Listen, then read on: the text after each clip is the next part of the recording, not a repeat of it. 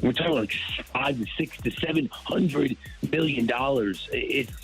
It's just impossible to think that anymore with a guy that, again, we don't know if he's going to have a second Tommy John, but getting 2 Tommy Johns just changes everything. So just devastating. I mean, really sad for him, more specifically, and then after that for baseball, because it was going to be, and it still will be the number one topic this offseason, but unfortunately, it's not going to be the same type of story, which sad. It's sad.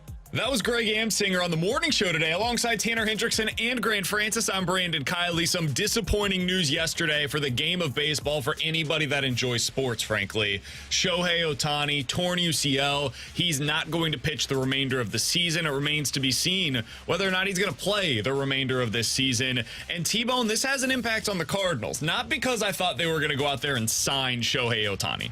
Nobody was projecting that. Nobody. Maybe now. But Shohei Ohtani was the top of the market. It was tier 1 Shohei, tier 2 is where you start the real conversation about anybody else. And there were going to be teams that said, you know what? We're in the Shohei Ohtani sweepstakes, and we can't do anything else until Shohei decides where he's going to go. And I thought that presented a potential opportunity for the Cardinals, because those teams, maybe it's the Mets, the Dodgers, the Giants, the Mariners, they're going after Shohei. Meanwhile, look over here. That's the Cardinals market. Aaron Nola, Blake Snell, Sonny Gray, Yamamoto. These guys are all available, and they're saying, hey, what about me? I'm a pretty damn good pitcher too. And these teams are all saying, yeah, we like you, but look at Shohei. Like, come on. You can't blame us, right? That guy's amazing. And the Cardinals could say, well, we love you more than anybody loves you, because the Cardinals weren't going to be in the Shohei sweepstakes. So they could go to that secondary pitching market that included Nola and Snell and the better arms on the market not named Shohei, and make them feel loved immediately upon their arrival of hitting on the free agency market. Now, if you're a team going to the market that needs a pitcher and you were interested in Shohei because he can pitch for you, well, that's gone. Ken Rosenthal had a piece earlier today over on The Athletic about how this is going to impact Shohei's free agency.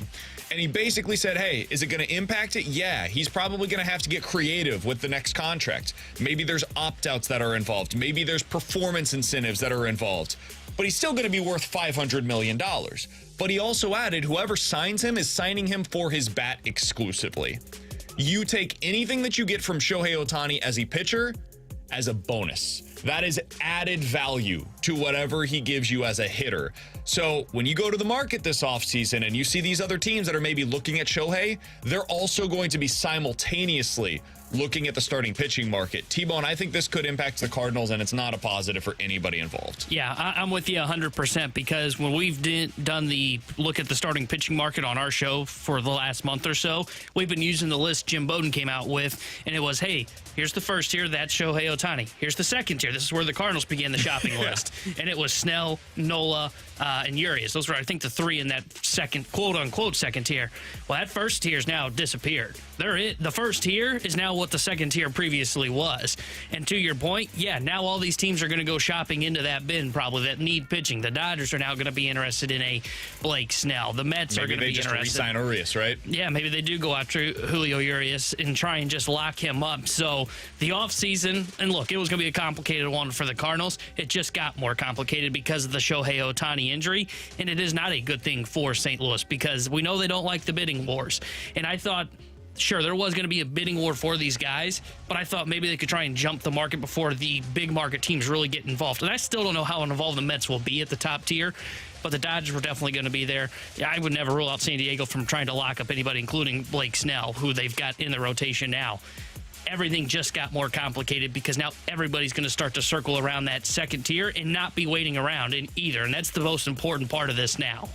That's the thing that sucks for the Cardinals, is now you have a bidding war that will start immediately upon the arrival of the free agency market for any of these guys that you're interested in. Aaron Nola now has more suitors that are going to be at the table early. Blake Snell, more suitors that are going to be at the table early. And I think that's really the market that gets impacted by this maybe the most. If you're looking at the type of pitcher that Shohei Ohtani brings to the table, the guy that most closely resembles, nobody is Shohei. I understand that. But the guy that most closely resembles Shohei on the market is probably Blake Snell. He doesn't go super deep into games. He is a bit erratic, but the stuff is there, and he can strike out the world when he's on top of his game, and that's really who Shohei Ohtani is. That's the opposite of what Aaron Nola is. Aaron Nola is an innings eater. He's a classic. He's going to lead the front of your rotation. He's going to give you 200 innings every year, and you look up at the end of the day, and he's like a sub-4 ERA. You really love having him in your rotation, but you appreciate him more when you're watching him every fifth day than if you just watch one outing. Blake Snell is wow stuff. Shohei is wow type of stuff. I went to his start against the Cardinals earlier this season, and he set a new career high in strikeouts. He looked unhittable. When you watch it, you're just like, I don't understand how anybody gets a hit off of this guy ever. So I think the market that gets impacted the most is probably Blake Snell. And I'm not totally sure that that was the market that the Cardinals were going to be in. So hopefully they can just turn their attention almost fully now to Aaron Nola, who's my top of the market guy that I would be most interested in. And that's the way that they're able to quote unquote pivot from this news. But if we just look at it for baseball at large and get away from the Cardinals for a second and look at what this means for Shohei, man, this sucks. Like, there's no other way to put it. It's brutal for the sport. It sucks for the Angels because they tried to go for it. And whether you think that that was a stupid plan or not, I liked it because I liked them going for it while they have this generational player. Such a stupid plan. It does suck for them that they went for it. They tried to bet on the two generational pieces in Mike Trout and Shohei, and now for the last month of the season, it's possible neither of them plays. Mike Trout also ended up back on the injured list at the end of last night, and now Shohei is not going to be pitching for them, at least for the remainder of this season. So that's brutal. And for baseball, now we're not going to see the best two-way player in the history of the sport next year. Yeah. He might hit, but he ain't a two-way player next year. Yeah. And I'm fascinated to know, just speaking on Shohei Ohtani, is I'm fascinated to know what the approach is going to be for teams when it comes to not just the contract structure, but I wonder if some teams are going to look at him and say, hey, man, just give up the pitching. Your bat. Your bat is the thing that we really want. Because when you look at him this year before this injury, he's had to leave a multitude of starts, whether it be blister, nail, arm fatigue, cramps. Like, he's left a multitude of starts this year before this one injury. And I wonder if some teams, I think, like when you're the Dodgers, you can just go in and do whatever you want. But I think there will be some teams, Seattle, a team that I think was going to be really targeting him, that may say, hey, we don't need the arm. Look at our rotation. Our rotation's great. You can win here. Come here and just be a bat. That's what we need. We need the middle of the order impact bat. And maybe you do decide to say, okay, maybe after 2-3 years we try it again. But that's what I'm most fascinated about, is our team's going to try and convince him to give up pitching, which I hope not, because he's great when he's right. But this is the second Tommy John surgery in 5 years, and a guy that's been dealing with a lot of arm issues recently, or not arm issues, but dealing with quote-unquote injuries recently. I'm fascinated to know what teams do and approach him when it comes to not just contract structure, but if they try to get him to leave the mound. And this is why people used to say a couple of years ago when we first saw the Shohei Ohtani experience, they were like, hey, why don't we see more of this? Are there going to be more Shohei Ohtanis out there? Why don't the Cardinals do this with Mason Wynn? Exactly. And the answer is what we're watching right now. There's going to be a question next year of, what do you do with Shohei? Do you put him on the injured list, let him go down and get some rehab starts late in the season as he's trying to get himself right as a pitcher? The answer is probably no. What about the following year? If he's 18 months post-surgery and now he's like back to 100% as a thrower of the baseball, what do you do then? Do you let him ramp up? Do you give him an every fifth day situation? Do you make him a reliever at that point? Can he be a reliever while also being an outfielder / DH for you? Like, how does this all work into his plans? It's really complicated, man. Even with Shohei when he was healthy, the Angels do a 6-man rotation to be able to best suit him. There are certain things in terms of how he prepares for games that's a little different than everybody else. You do have to have that DH available for him. Obviously, everybody signs up for this because it's Shohei bleeping Ohtani. But what about when it's a guy that's a slightly above league average hitter and a slightly above league average pitcher? You don't do all of that stuff for that player. That's why it's so hard to develop somebody both as a pitcher and as a position player. So will there be others that do it? There might be, but you have to be a truly unique talent, the likes of which rarely enter the major leagues. You've got to be the caliber of a first-round pitcher and a first-round hitter to be able to make your case as to why you should be able to do both while you're in the minor leagues developing for another team. I honestly think it would require somebody to go to college first and do it there. I don't know that there are any teams that would invest in that in the minor leagues because of how difficult it is to be able to develop that way. Yeah, even there, like, we see some guys that kind of do it. I can't remember his name, but I think Florida had a guy that was a pitcher and a first baseman. And now that I think he's been drafted, I think he's going to go to first. Like, it is so hard to do it because of what you said. I don't even think it is, are you a first-round batter or a first-round pitcher? You have to be, like, a top 5 pitcher and a top 5 bat to do it. Yeah. Because if you are slightly behind in one spot, Major League Baseball teams aren't going to wait around. I mean, look at the kids that just got drafted. Cruz, for example, already in Double-A as a bat. The pitcher from LSU, drawing a blank on his name all of a sudden. Skeens? Yeah, the Pirates' first-round pick. Already at high A, could be potentially a Double-A next year. I think he's at Double-A now, wasn't he? Double-A, yes, thank you. He got promoted just the other day, too. You wouldn't be able to do that if you were both. Because you may be as an arm as electric as Skews, or maybe you got a bat as Cruz, but if you are lacking behind, you have to wait around. The hope for those teams is that those guys, Cruz, Skews, are up in 2 years. You couldn't do that with a guy that's a two-way player. You'd have to be truly top 5 at both out of that draft class to do that. Brutal news for Major League Baseball yesterday. We're not going to be able to see Shohei Ohtani pitch next year. Whoever his new team is, we'll be signing him as a bat and then hoping that later on down the road he becomes a pitcher. That's Tanner Hendrickson. He's Grant Francis, and I'm Brandon Kiley. You've got BK and Ferrario here on 101 ESPN. You guys can always get involved in the show on the Air Comfort Service text line at 314-399-9646. You can also watch us on YouTube at 101 ESPN STL. That's where you go to find the live stream. There's a chat that's going on throughout the day over there. If you guys want to get involved with that, feel free to do so. Again, that's on YouTube at 101 ESPN STL, or just Google 101 ESPN STL. That'll pull up the YouTube page. Coming up next, Zack Thompson officially has my attention. How does his success alter, if at all, the Cardinals' plans this offseason? We'll discuss it next here on 101 ESPN.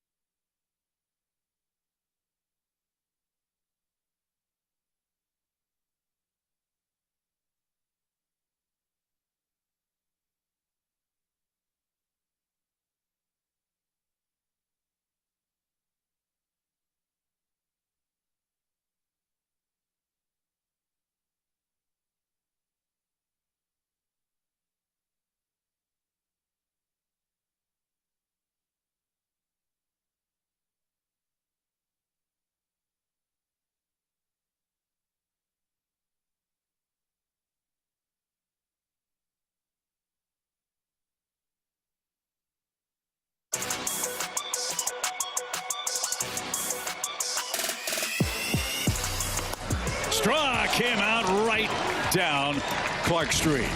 Bookend strikeouts for Zack Thompson. The heater freezes Joe, and Zack maintains a 3-0 lead. Ready for his 83rd pitch.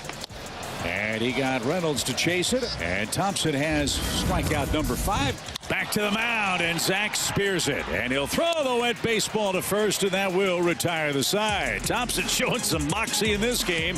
He gives up a homer, and that's it. It's official, 5-2 St. Louis. That's what it sounded like last night, or yesterday, really, afternoon game on Bally Sports Midwest. Zack Thompson, another impressive outing for that young man. In his last 4 appearances for the Cardinals, this is 3 starts and then a long extended relief outing for him as well. T-Boney's gone 18 innings, has allowed 18 hits in those innings, allowed 6 earned runs, and maybe most importantly, he has a 23-3 strikeout to walk ratio. That's good for a 3.0 ERA, and opposing hitters are batting just .260 against him, getting on base 29% of the time. This has been a really impressive stretch by Zack Thompson. There's no other way to put it. If you're looking at any of the young starters that are auditioning right now for the Cardinals, it's very clear who's been the best of them. It's Zack Thompson. Zack Thompson's number 1, and then we can argue and discuss whoever we think is 2 through 4, but Thompson is the clear-cut number 1. I got on Alex after the first appearance that he had and said, this is ridiculous. I can't believe you're even bringing up the notion of Zack Thompson as a starter. Alex, just look at the minor league statistics. They'll tell you everything you need to know. The guy had a 9 ERA down in AAA. Your anger forced Alex to take a vacation. I get it. It was fair. He got very upset with me. I thought I had a justifiable stance there. I still think I did. I didn't realize, and this is on me and a lesson learned, honestly, I didn't realize how different the game is right now at the AAA level compared to the majors. The strike zone down there being as small as it is, being smaller because of the automatic ball strike zone, I think had a bigger effect on Zack Thompson than I could have possibly expected. The guy had a 9 ERA, and he was walking an inning per batter while he was in the minors. Now he comes up to the big leagues, and in 4 appearances and 18 innings, he's walked 3 batters. This is the type of pitcher that you can dream on, man. This is not some random Memphis creation where it's like a Connor Thomas or something like that where you're like, hey, man, maybe if you squint, you can kind of see how he could fit into their plans. This is not a Palacios of the rotation where you say to yourself, you got him off of waivers. Maybe he could be something for... Zack Thompson was a first-round draft pick, man. They thought he was going to be a significant piece of their future. Injuries derailed things. It became, hey, maybe he's a reliever. Maybe he's a starter. We're not totally sure. Up and down, up and down. Well, now I'm starting to believe. Now I'm starting to sway my decision on, or my belief on what he can be for the Cardinals. This might be a guy that you can put into the rotation next year. T-Bone, what are you seeing out of Zack Thompson right now? Yeah, I think he could be a guy that could be put into the rotation. I think right now he's leapfrog Liberatore on the depth chart and Hudson on the depth chart, just based on what he's looked like. And I was skeptical when they decided to do this and called him up just like you because of what you said, that 9 ERA, all the walks. And again, I didn't realize about the strike zone in AAA either. But I did see one thing that was encouraging after his first start here, and it was that cutter it's labeled on a baseball's fun. It is a slider. That was a pitch for me that I said, hey, if that thing's real, that might be the thing that can make him a starter because you can't survive on 2 pitches. Fastball and curveball, not going to survive as a starter at the big leagues with just 2. But now he's starting to use that slider more, and he used it more than his curveball yesterday at 28% usage rate, and he got some whiffs on it again yesterday. And the reason that I think he can be a starter is because of that pitch, potentially. Because now he's got the four seam, which he can attack up in the zone. He's got the curveball that can drop in the zone, and now he's got something that's going to move horizontally with the slider, and he's done a great job. So I'm looking at his Baseball Savant page right now.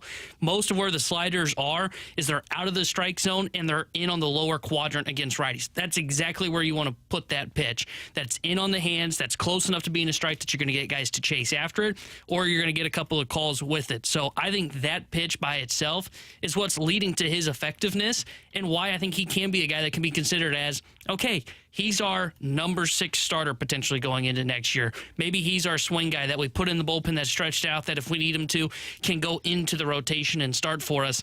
I think he's leapfrog Liberatore and he's leapfrog Hudson to take that role going into next year. But again, he's going to have to finish strong. I don't want to put him in pen as that guy right now, but he's got to finish strong. And if he continues to pitch this way, he's that guy for me. So he's that way for me as well. He also makes me wonder about what the offseason plan is going to be. And the reason why I say this is not because anybody that's texting it right now, don't even send the text. I'm not saying they only get 2 instead of the 3 starters. They should still get the 3. I think it opens up what that 3rd starter could be, though. Instead of going out there and getting, let's call it Aaron Nola at the top of the market, and then trading for whoever you think is the 2nd best starter that they can go out there and acquire. Maybe it's a Jesus Luzardo, who I really like for the Marlins. I think that's a guy that they should target this offseason. That 3rd pitcher, instead of going out and getting somebody that brings a lot of certainty to the rotation, getting a guy that is a floor level pitcher, maybe it's a trade, maybe it's signing, doesn't much matter. Maybe you go out there and you bring somebody with upside who has a lot of question marks about them. Maybe that's health related. Maybe that's they weren't good last year and you're betting on the upside. Whatever it is.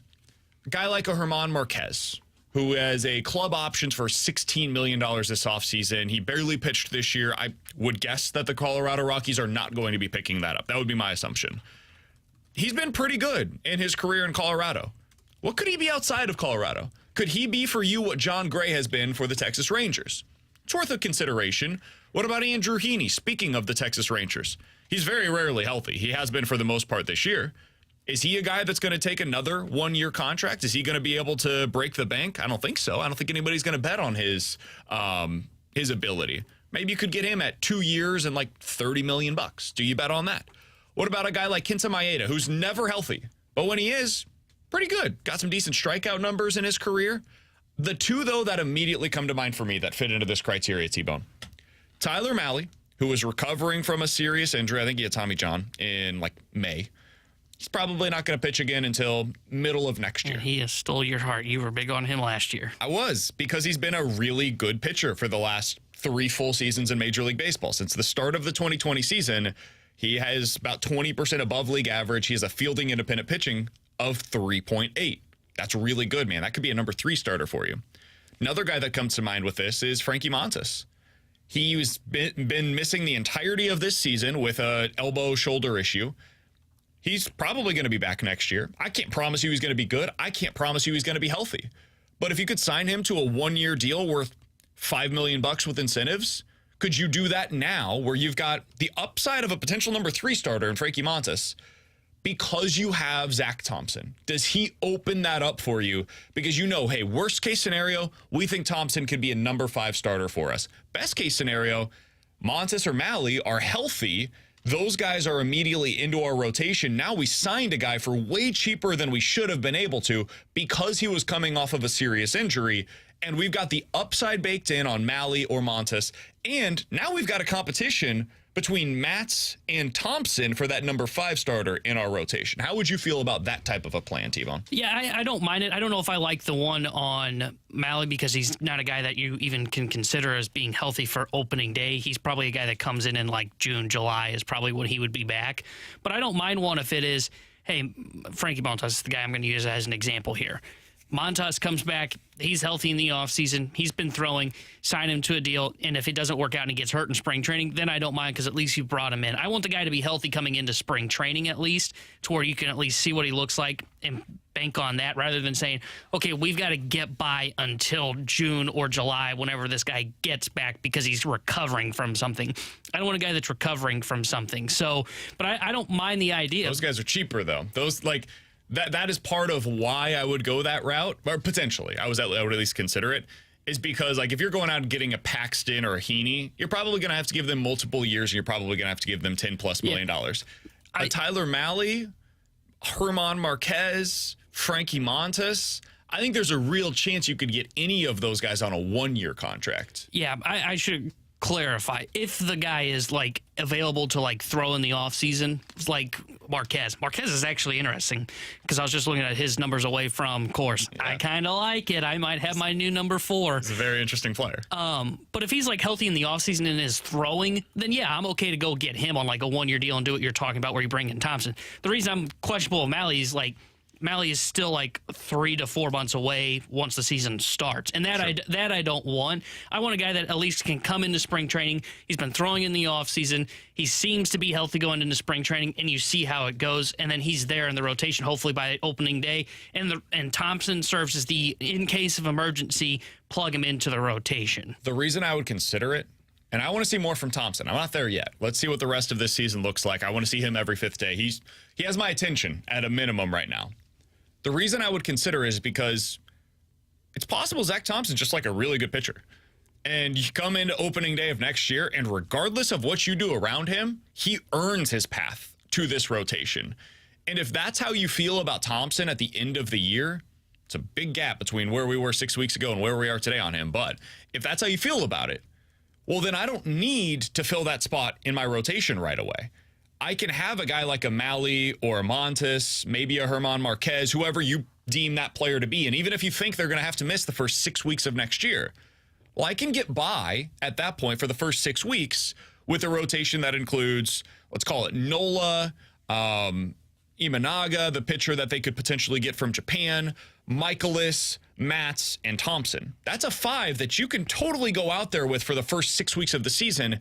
And now I've got some baked in upside of whoever that pitcher is that they've signed to be the quote unquote 6th starter that can be inserted into the mix halfway through the season.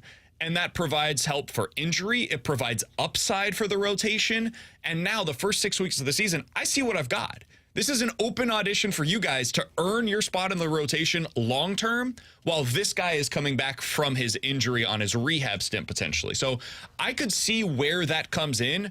It requires another solid 6 weeks out of Zack Thompson. That is the starting point for me. But if he's able to do that, I think it opens up some very intriguing possibilities for the Cardinals going into the offseason that before we saw this from Thompson, I was not willing to even entertain, because I didn't think that you had 5 guys you could trust on opening day. Thompson could be that 5th one that you do trust. Yeah, and if he is the guy that you trust and you go that route, I mean, the best case scenario in that scenario that you just laid out is then if Thompson continues to pitch well as the 5 and when Montas or Mally come back healthy, you just go to a 6-man rotation. I mean, look at Toronto. Toronto's I think they just moved away from this, where they had all their pitchers come back healthy, and Alek Manoah was pitching well. So what did they do? They said, we're not going to send down Manoah. He's pitching well. Let's just go with the 6-man rotation. It's extra rest, and when somebody struggles, then we make a change. And then they eventually optioned Manoah back down to, I think, AAA, if I'm not mistaken. So they were running a 6-man rotation for just a small stretch because everybody was pitching well. That's the best case scenario in that scenario that you laid out. And then if Thompson goes through some struggles or somebody gets hurt, all the guys are still here. Or if Thompson struggles, you just send him back down to AAA or push him to the bullpen. Hurt. Like, it provides some sort of, it provides a balance, and it provides some insurance for some of the guys that you are concerned about going into next year. Because you don't know what Steven Matz is going to be. He's a ticking time bomb, it seems like, since he's signed that contract here in St. Louis. It's possible he's just a good pitcher next year. It's possible he starts 10 games for you next year. There is some upside potentially with some of these pitchers that are hitting the market. I don't think that if you ask Texas Rangers fans, they were super excited about Andrew Heaney going into this season. There was very little reason to be. But now he's a pretty significant piece of that rotation. If not for him, I don't know where that team would have been early on in the season. So the Zack Thompson stuff is intriguing. And his ability to pitch this way could open up opportunities for the Cardinals in the offseason that I wouldn't have even entertained 6 weeks ago. And 6 weeks from now, they might be the best case scenario for the Cardinals on the free agent market. Coming up in about 15 minutes or so, 314-399-9646 is the Air Comfort Service text line. But next, how much intrigue does college football have for you because of the returning quarterbacks that exist going into the season? I think me and T-Bone have differing opinions on this. We'll get to it next here on 101 ESPN.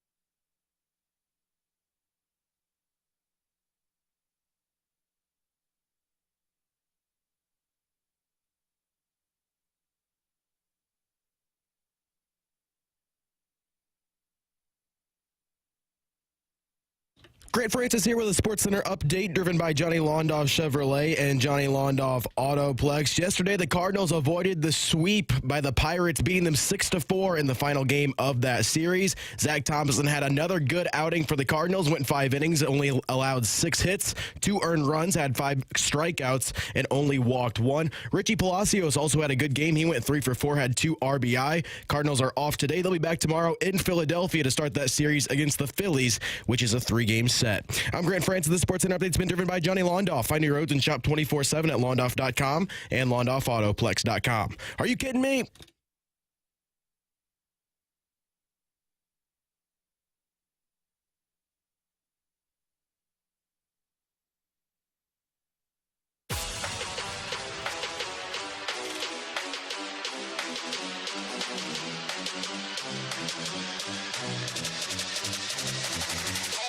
So how much does your intrigue for college football change year to year based on the returning quarterback talent? Alongside Tanner Hendrickson and Grant Francis, I'm Brandon Kiley. We'll get to questions and answers in about 10 minutes or so.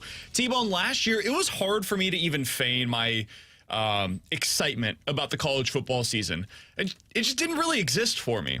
And the reason why is because we had a pretty good idea of who the best teams were going to be, and we knew, barring something unforeseen, it was going to be those teams playing in the college football playoff. Part of that was because there wasn't a lot of talent at quarterback outside of those places. Bryce Young was the best quarterback in the country, and oh, by the way, he played for one of the best programs in the country. You look around right now, T-Bone, and among the top 10 passers last year, 6 of them are returning. Now, only 5 of them are returning to the same team, but 5 of the top 10 players last year in terms of passing yardage in Power 5 teams are returning to their team this year. That includes Michael Penix Jr., who was amazing last year at Washington, Caleb Williams, who's currently the favorite to win the Heisman Trophy, Drake May, the quarterback at North Carolina, who might go number 2. Some have him actually at number 1 in next year's NFL draft. Sam Hartman has transferred. He's now at Notre Dame, but I think that makes Notre Dame that much more intriguing as one of the top storylines in college football this year. We'll see them in week 0 coming up in a couple of days.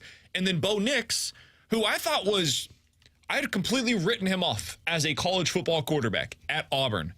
Then he goes to Oregon and looks like one of the best players in the country last year. So for me, my excitement level for college football has increased tenfold compared to where it was this time last year, because there's returning quarterback talent all across the country, and it's at programs that aren't necessarily like the best in college football, but it's like the second tier programs where they've now got a shot because of who's playing quarterback for them.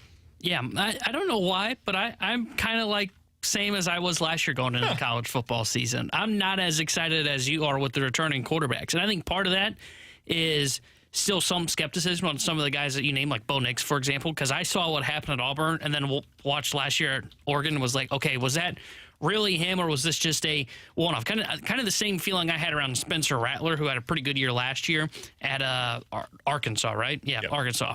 South Carolina. Rattler? Yeah, sorry, South Carolina. I knew it was one of those teams that... KJ Jefferson's down at Arkansas. But anyways, those are the kind of quarterbacks. And same with Penix. I don't know why, but I overlook Penix all the time. I just never feel like he's a top-end quarterback. Like Penix, I don't view him as a future stud in the NFL. I don't either. I don't think anybody does. And maybe that's part of the reason why I'm not as excited, because I see all these quarterbacks, Bo Nix, Michael Penix, outside of Caleb Williams, who was going to be a stud probably at the NFL level.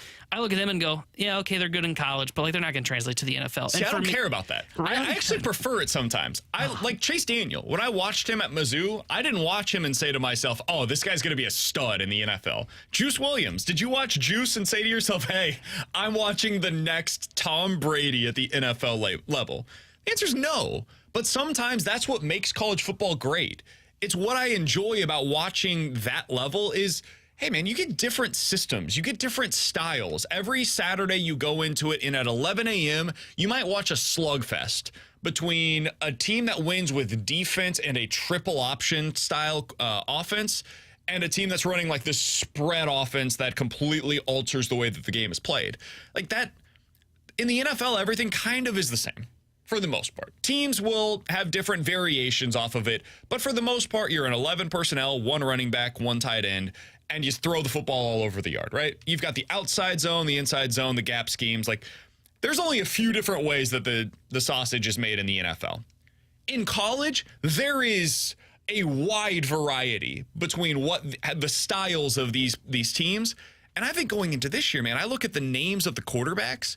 If you're a college football fan, it's been a minute since we've seen this many high-level college football quarterbacks that have returning production from the previous season. Caleb Williams, Jaden Daniels, Jordan Travis, Quinn Ewers, Michael Penix Jr., J.J. McCarthy, Bo Nix, Drake May, Sam Hartman. That's 10 guys that I just listed that are at or near the top of the list in terms of the Heisman Trophy candidate list. And I didn't even get to Dylan Gabriel, Spencer Rattler, guys that are also expected to have big-time years for theirs. KJ Jefferson, who could be really good for their teams this year. I didn't mention Brady Cook either. You know, he's going to have a good year as well from Mizzou. Wow. I mean, they may win 8 games if we're talking to him in the Heisman. Somebody said Jalen Daniels for Kansas. Absolutely. Yeah. Illinois is going to have to deal with him early in the year. I'm worried about that. So maybe this is where I come then, I guess, because I feel like I always kind of have the same kind of appetite for college football. Look, I'm excited to start watching college football. It's not like I'm not going to be locked in every Saturday. But one, I enjoy the NFL football more than I do college. And maybe that's part of the reason for this. But two, also, most of those quarterbacks that we've talked about here, Michael Penix, Caleb Williams, Bo Nix, they play out west. And maybe that's part of it, too, for my excitement. You know, it's not like Bryce Young, who I knew every day was going to be playing at like 6 o'clock for Alabama, or he was going to have an afternoon game. There's a chance don't get me wrong, Bo Nix, Michael Penix, these guys are going to have some games that are in like that 6 o'clock, 4 o'clock window. But if they're playing out west and they're playing a game at like 9 o'clock at night that's not going to be over till midnight, I'm not as locked in on that. Oh, yes, you are. You just wait. You'll be locked in this year. That's the thing. Like, I kind of pay attention, but by like 9 o'clock, I start to go, okay, I've seen all the college football I kind of want to watch. I'll look at the box score later on in the morning, and I'm going to watch something else at this point. And I think maybe that's part of the reason where, like, most of these quarterbacks that we're talking about, I also just hate watching USC football in general. No defense whatsoever, and it annoys the hell out of me. Maybe that's why I'm not as that excited about it as you are going into this year. You still like college football. That's okay. And that's not the case. The NFL is better, 399-9646 is the Air Comfort Service text line to get involved in the show. If you had to bet on somebody to win the Heisman this year, are you just going with the chalk, or are you going with Caleb Williams? He's at 5-1 right now to win the Heisman Trophy this year. Probably. I think I would. In that system with Lincoln Riley, I can't see how anybody's not going to beat him for the Heisman Trophy. It's a fair one. Keep an eye on Marvin Harrison Jr. He's 30-1 to win the Heisman this year. It takes so much for a wide receiver to win it. That's what I was just about to say. We saw the path. It was Devontae Smith a few years ago. What he did at Alabama was so otherworldly that he was able to find a way. Marvin Harrison Jr., I was listening to an NFL draft podcast the other day. They said he's the best prospect that they've watched at the college level since like Julio Jones.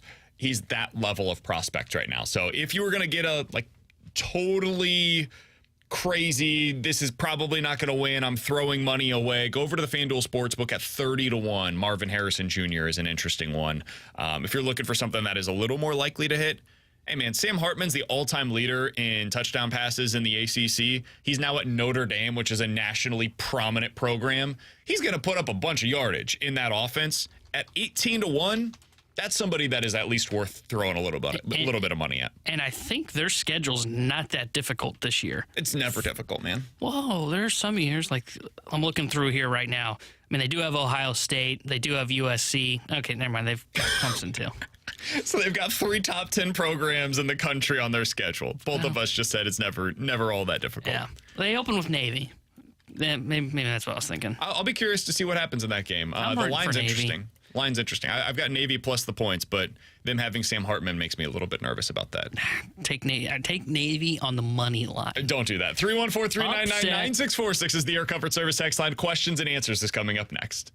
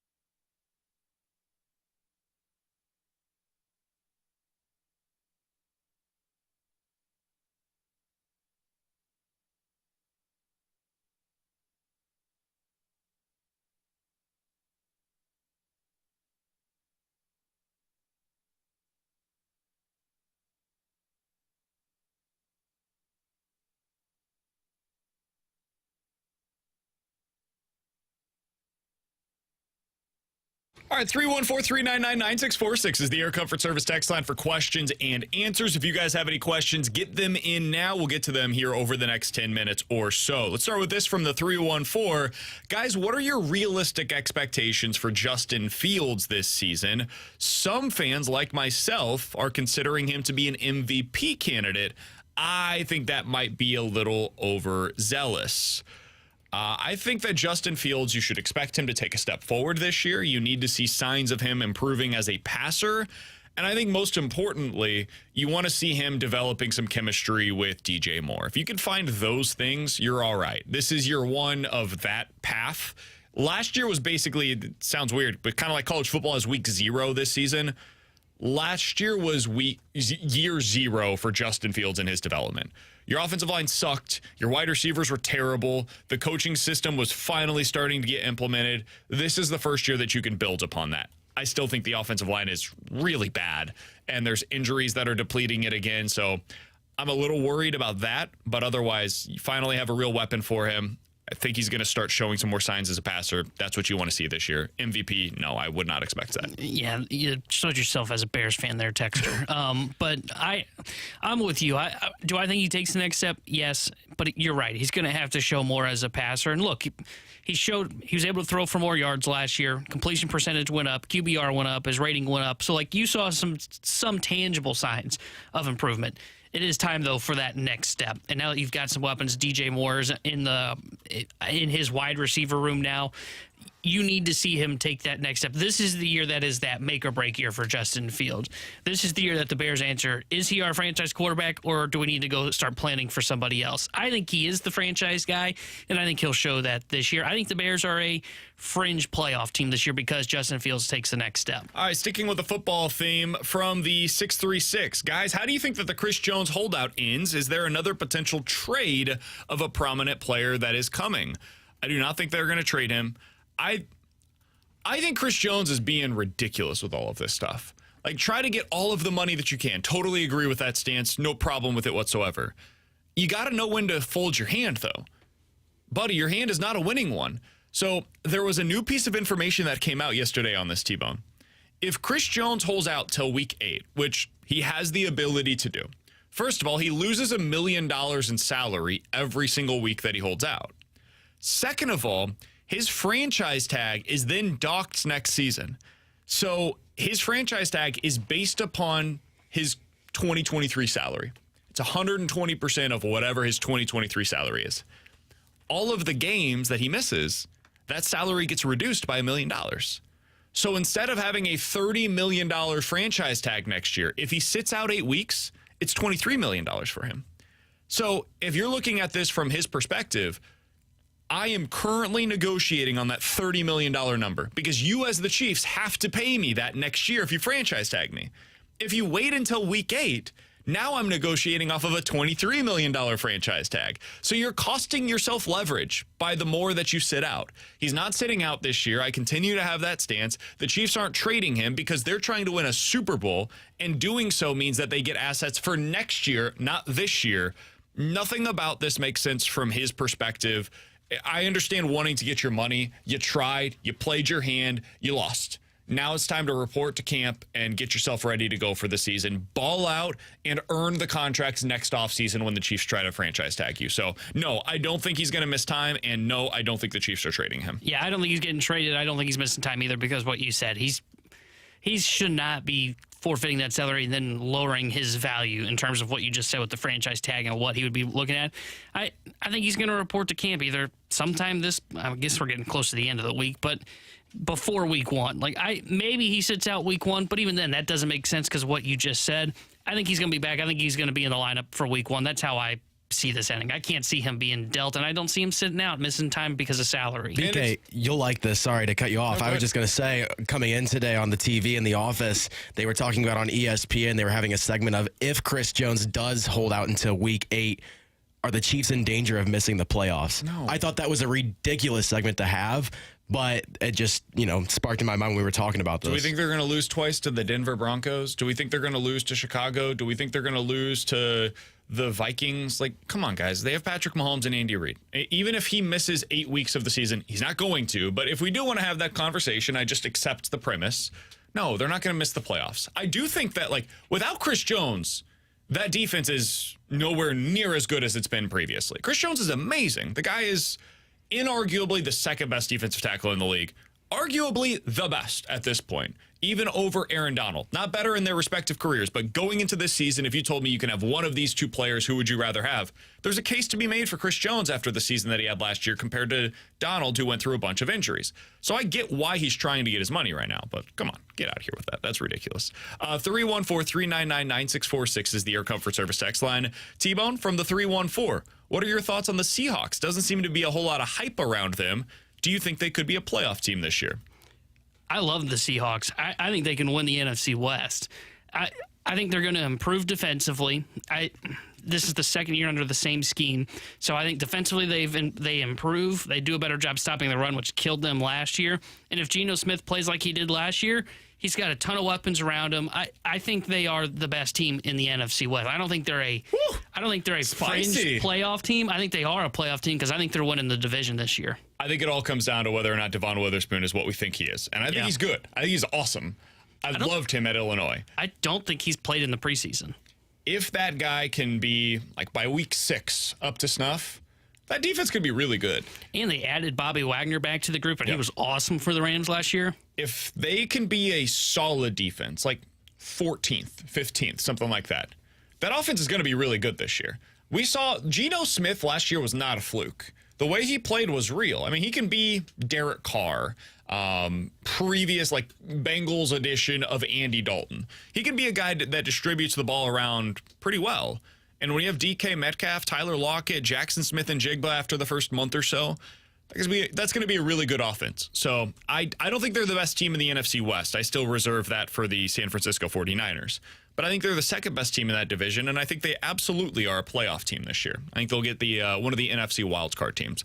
Coming up in about 15 minutes or so, we'll dive into some NFL quick hitters, including the biggest NFL story that we didn't touch there in the questions and answers. Are we going to see a trade of one of the preeminent running backs in the NFL a week before the NFL season begins? We'll get to that coming up at 12:15. But next, are we seeing why the Cardinals right now are so hesitant to move their left-handed bats? Might be something that's going into the offensive struggles lately. We'll explain next year on 101 ESPN.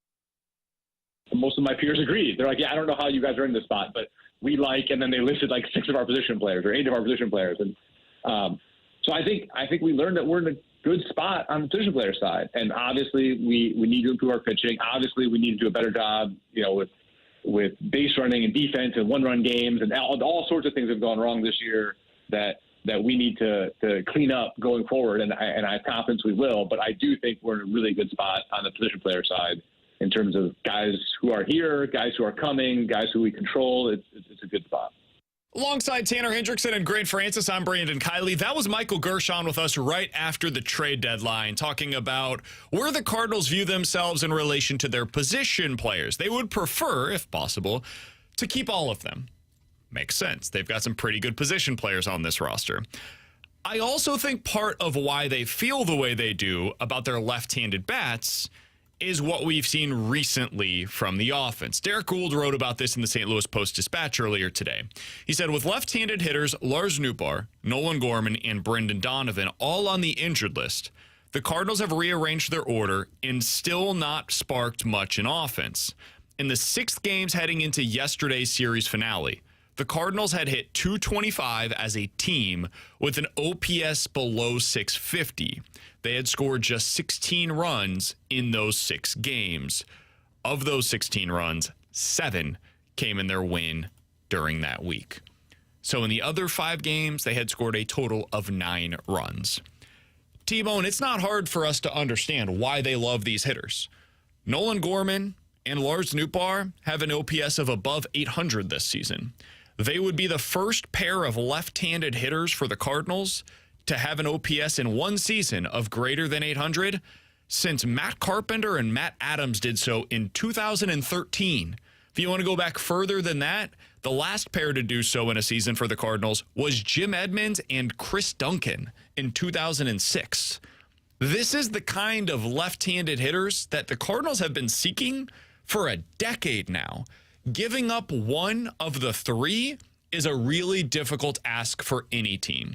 But when you look at the way that this Cardinals lineup is constructed, it's a pretty good one. They've got guys that get on base. They've got guys that hit for power. They've got guys that hit for contact. They've got really nice diversity, both in terms of handedness and the profiles of hitters up and down the lineup.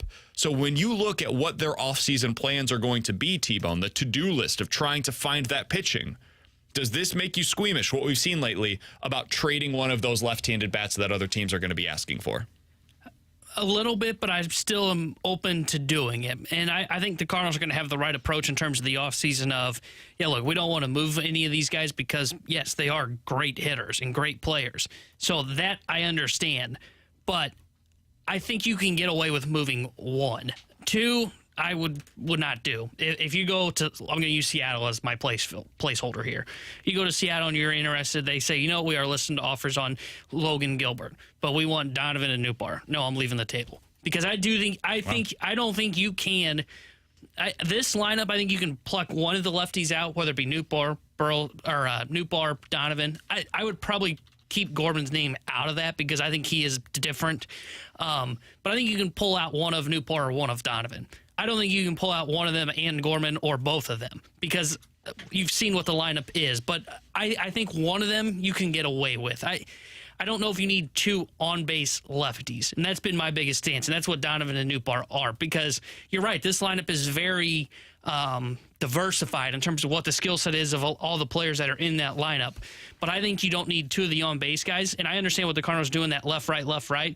I think what I would do is then Goldie's that quote-unquote second on-base guy for the Cardinals in the lineup because he's losing some of his slug. It's clear this year. I mean, there's a chance he finishes with the worst slugging percentage of his career, but he's still going to be a high OBP guy. He's still going to hit for a decent average. I think he just kind of fills that role, and he's the right-handed version of that. And then someone like an Alec Burleson slides in as the other left-handed bat that you have, and he brings a different profile as being a contact hitter to the lineup. So I thought Ollie Marmol put this well when he was talking to Derek Gould about it yesterday. Here's what Ollie's quote was. Our lineup is really damn good. It's constructed really well when guys are healthy as well. Really, really well. When you look at it, Donovan, Newt, and Gorman, those guys are really good for our lineup from a production standpoint and from a strategy and lineup construction standpoint as well. What he's referencing there, and Derek explains it well in his piece. You guys should go read it over in the St. Louis Post-Dispatch. I think it's worth your time. He talks about how when you go through the Cardinals lineup when they're all healthy, it doesn't matter what the pitcher handedness is. The Cardinals have a chance to be able to exploit it.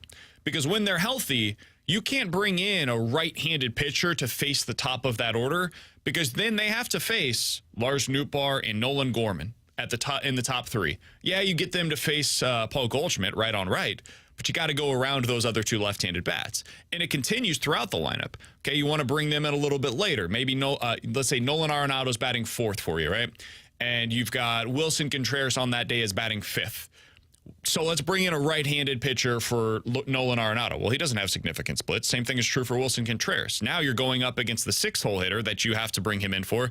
Well, maybe that, depending on the day, is either Brendan Donovan or Nolan Gorman. Well, that's not a great at-bat for whoever that pitcher is. It just presents a whole lot of opportunities for the Cardinals to be able to exploit. Alec Burleson, I think, is a really interesting piece of this that you mentioned.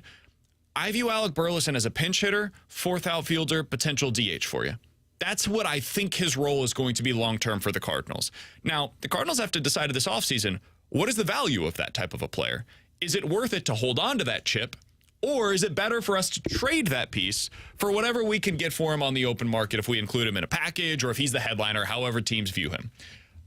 I think the guys that I would not be interested in trading as much as I can get away with it would be Nootbaar, Gorman, and Donovan. Those three, to me, are three critical components to winning a World Series here in St. Louis. But, and this is where it gets to every time that we have these conversations, if you aren't willing to spend the money to outspend your problems, then it comes down to, well, then we have to trade one of these guys.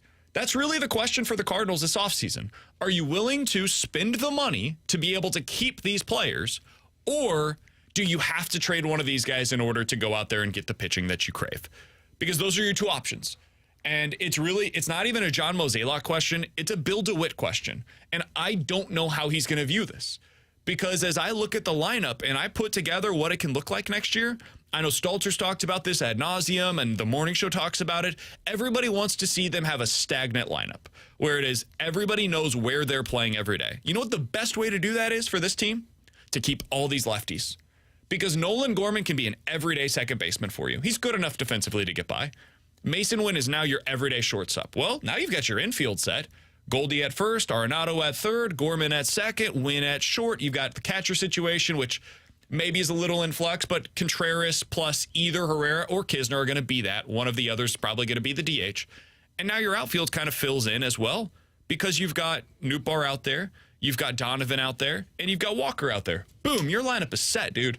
You're done. You don't have to worry about anything. You're not playing the matchups. Those guys are your best hitters. That is your best team, and it's going out there every day. But the only way that's possible is if you go out there and spend the necessary money in the free agent market. And I don't know how the ownership views that. Yeah, and look, again, though I am the guy that's always on this show saying I would trade a Nootbaar, I would trade a Gorman for one of those top-end arms, I'm with you in terms of I don't want to do that, but I'm operating under the assumption of whether it is A, you're not going to spend on three starters, or also two, the fact of the matter that if you don't want to spend on two starters, but you can get more of a cost control, young, legitimate arm at the top end of the rotation, then allows more money to go to the bullpen as well. Those are kind of my assumptions when I'm saying, am I willing to pluck a Nootbaar or a Gorman out of the lineup? I am. But there's also a lot of caveats to that of, okay, sure, we have the money to spend on the rotation, but do we want to divvy up some of that funds to go help the bullpen out this offseason, which is a major need for them this offseason, is to restructure this bullpen. So that's why I say the idea of, do you need two on-base guys? Because that's the only thing I push back on. Before we get there, the question that I would ask is, could you get one of those, maybe multiple of those relievers by trading Tommy Edman, who I didn't mention in the everyday lineup, by trading, maybe it's Alec Burleson, who I didn't mention as part of your everyday lineup. Maybe that's where you go and say, hey, these young starters that we have that are down in the minor leagues, we're going to flip some of those guys for relievers at the major league level. Hey, those infielders that we traded for at the deadline, Sajaci and Fredo, Prado. Yeah. That's at the AAA level right now. We're flipping those guys to be able to get major league ready relievers. I could see them going that route instead and saying, hey, we're going to keep our position players. We're going to pay for the starting pitching that we need. And then now we're going to go flip some of our depth pieces. Tyler O'Neill, not Brendan Donovan, Tommy Edman, Dylan Carlson, those types of players. We're going to flip them for relievers. And that's the way that we're going to be able to construct our roster going into next year. Now we've got cost-controlled relievers. We've got position players that we love. And we paid the freight, and we're really bearing down, and we're hoping like hell that it's going to work out for us the way that it hasn't for so many other teams, but it's going to be different for us, right? That's the way that I think that's the best case scenario for the Cardinals this offseason. No matter how you slice it, there's risk. There is huge risk involved. Either you risk the chance that you are giving up on Kyle Schwarber or Ben Zobrist or whatever you think it is that you could have right now in Lars Nootbaar, who has the same OPS plus this season as Bryce Harper. Like, you're giving up on that, or you're giving up a ton of money and flexibility in future years to be able to go get that pitching. Yeah, and I think that is a possibility because I do think they're probably going to trade for at least one reliever. Because look at what I keep referencing this, but they got Jojo Romero for Edmundo Sosa. Can you get something more for a guy like a Tommy Edman, who I think is probably a better big leaguer than Edmundo Sosa, and he can play more positions than Edmundo Sosa. But again, I don't want to trade him. Why? Because he's probably the emergency plan if Mason Wynn doesn't work out. So kind of pull that name off. Burleson, I assume, is a guy that's in the starting lineup next year, whether that's in left or as the DH. And especially if you said that Gorman's the second baseman, I'm assuming Donovan's probably in left unless you're because you didn't say Edman as a starter. Correct. So that means he's not in center field. That means Nootbaar's in center. Correct. So I assume Burleson's a starter in this lineup, and I assume that they don't want to trade him. Not necessarily. Which part? I don't know that Burleson would be a starter in this lineup. Where is he playing? DH probably. Contreras might be there too. Maybe. Herrera. My assumption is that they're probably going to have Contreras catching still. I don't think they're giving up on that. Yep. Even though I wouldn't be opposed. Yeah, I think you can there's some flexibility there, but sure, if Burleson's still here, fine. I like Burleson. I'm more than happy to keep him. And me too. And all these conversations just show that everything is on the table. And again, you're not giving up a Nootbaar for a Brian Wu in Seattle. You're giving them up for a Logan Gilbert or a Dylan Cease. And that's where these conversations start to really pick up is, what do the White Sox decide to do? We talked about this yesterday. If they say, hey, we're blowing it up, we got to start from scratch. Okay, well, then I would seriously be looking at the Dylan Cease market and saying, okay, how does Dylan Cease compare to, okay, if we can get him, we have more money to spend on the bullpen, or are there better bullpen arms that we can trade for, and we like the starters on the free agent market better? There's all these different avenues that the Cardinals are going to be weighing this offseason. Can we make one promise to each other? One promise. No, Can we not bring up the Mariners pitchers a single time before we get a report that they're available? From now until whenever that report comes out, can we please not bring up their pitchers? Dude, the Mariners are 71-56. They're a game and a half behind the Texas bleeping Rangers for the first place team in the AL West. And we think they're going to give up their starting pitching? Why? Their general manager came on public radio, on MLB Network radio, right before the deadline and said, our identity, think about that for a second. The identity of our team is built through our rotation. And we think in St. Louis that they're just going to be like, yeah, you know what? We'll go ahead and give you one of those guys. No, of course not. They're going to go to the free agent market, add to that lineup, and maybe trade from their minor league depth to be able to add to their lineup as well. They're not getting rid of their pitching. And until we hear something otherwise, can we make a promise on this show we're no longer going to use them as the team that the Cardinals are going to trade for? I will make the promise, even though I'm clearly targeted in this this anger that you're lashing out in this promise, even though I said I was using them as a placeholder. I hear ya. Yeah. Let's use the Marlins now as the placeholder. Fine. Let's go back to that. Fine. Jesus Luzardo, Edward Cabrera, those guys in the Marlins organization, they are now the placeholder for the Cardinals. Fine. I'll make the promise, but I'm not happy about it. Coming up next, some NFL quick hitters here on 101 ESPN.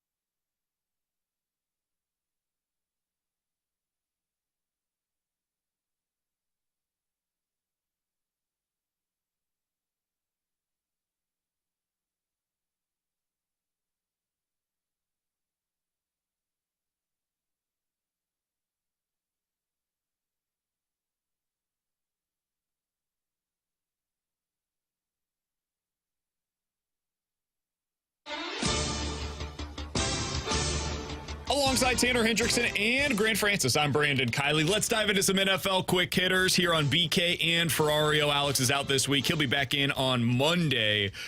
T-Bone, it sure sounds like Jonathan Taylor is legitimately available on the market right now. There was a report last night from Adam Schefter that the Colts are telling teams today is the final day, or excuse me, Tuesday is the final day that they can put in their offers for Jonathan Taylor.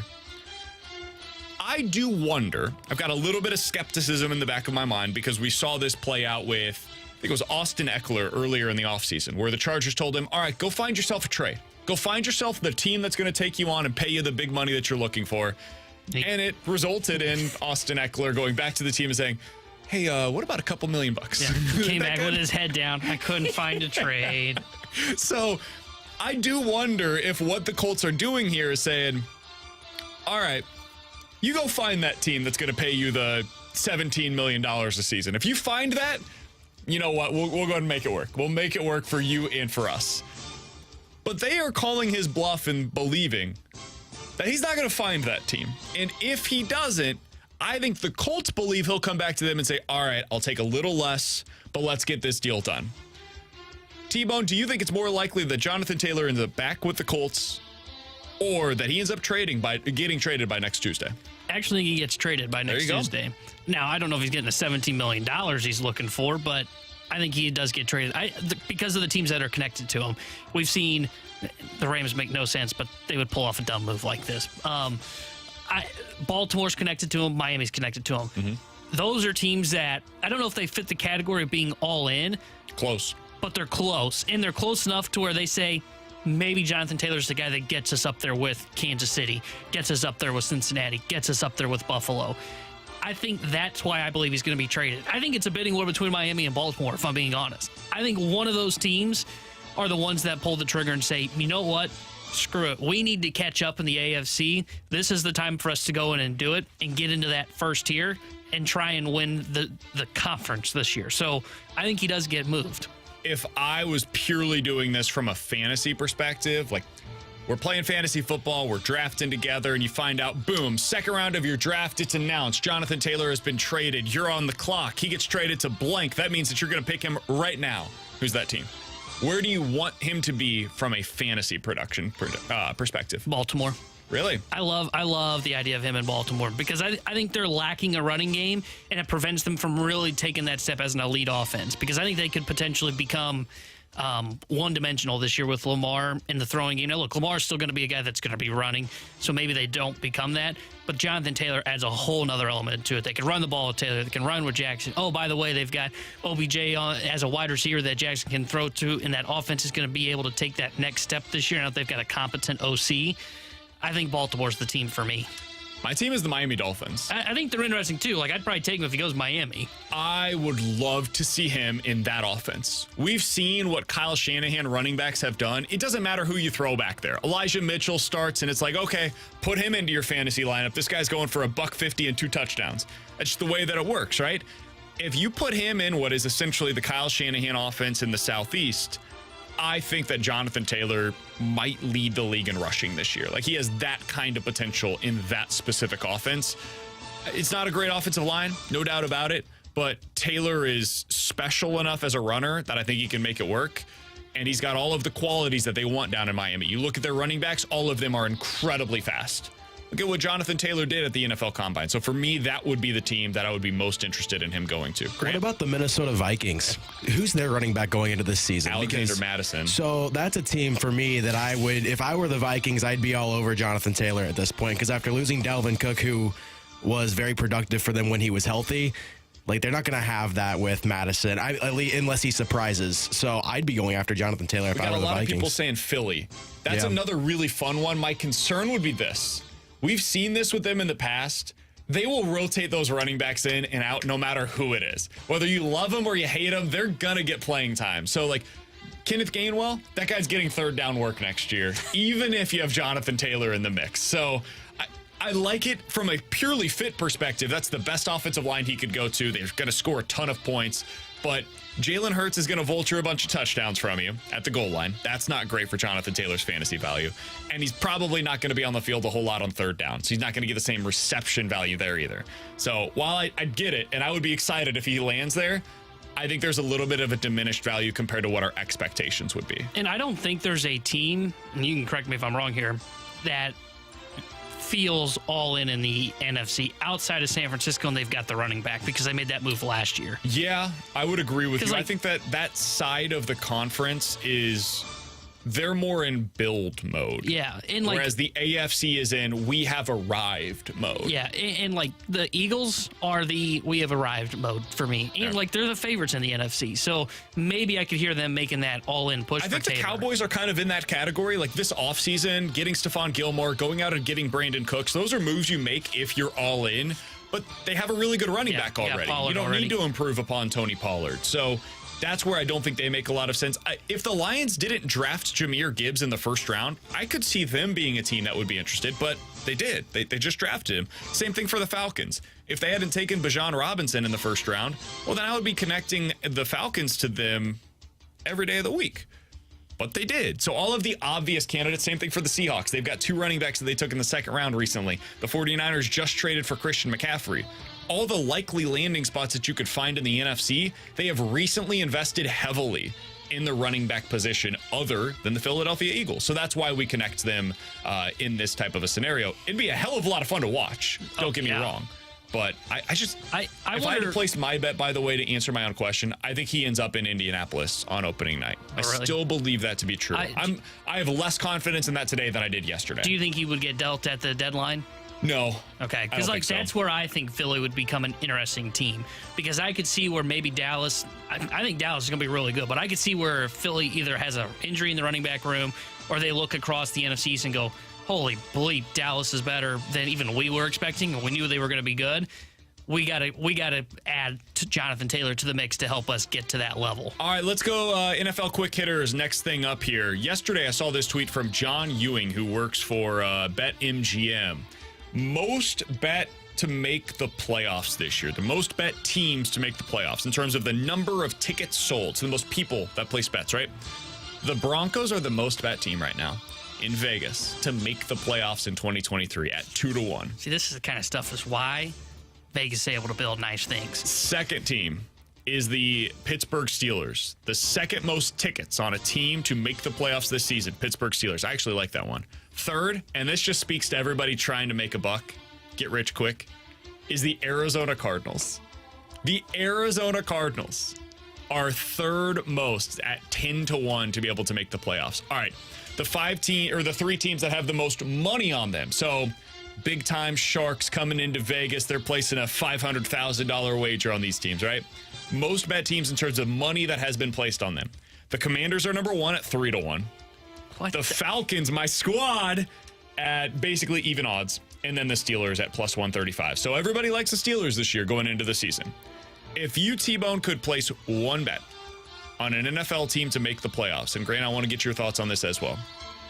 Based on their odds, so for example, if you're placing a bet on the Kansas City Chiefs, like you're getting nothing in return for them to be able to make the playoffs, who would you be placing a bet on this year? The Chiefs are at minus 500, so you have to bet $500 to win $100. The team that I would do it on, because again, I think their quarterback takes the next step, and I think they kind of back their way into the playoffs. And let's just be honest, the best money to bet in this scenario is a team in the NFC, because there's not Pittsburgh's interesting, but any team outside the AFC is going to be tough to look at that has these plus odds. Give me the Bears. I think the Bears are the team potentially that could get into the playoffs. I think they can back their way in if Fields takes that step, which I think he will. Plus 172. I like the Bears. Grant? See, I was looking on FanDuel at you can bet on which teams are going to be wild card teams specifically. So not just like making the playoffs, but specifically the wild cards. And Dallas is at plus 175. And because that's fun. Because Philly's going to probably win that division. I like that bet. So they're minus 225 to make the playoffs. Yeah, but to be a wild card specifically. I like that bet a lot. Yeah, but also I like the Detroit Lions in that to make a wild card too, which is at plus 280. Who would you have winning the division in that scenario? Probably Minnesota. Okay. I'd go back to Minnesota there. But Detroit to hit the wild card I like. And then in the AFC, same exact thing with the wild card scenario. I really like the Jets at plus 260. Because the Bills are basically a lock to win that division, I'd say. I love the Jets at plus 260. Also, those Miami. Are some good odds for a wild card. The wild card odds are interesting. Miami. Because you're kind of saying, like, okay, I'm going to hedge my bet here. I think Team X is winning the division. I think they're the second best team in that. I like that. Yeah, the Dolphins are also plus 260. What are the Seahawks to make the wild card? Seahawks to make the wild card plus 280.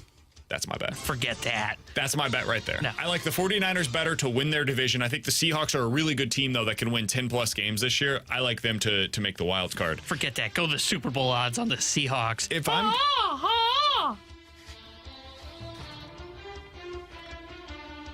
Plus 35. Plus 3500, by the way. 3,500 is what we call that in the biz. I like the Tennessee Titans to win the division at 3-1.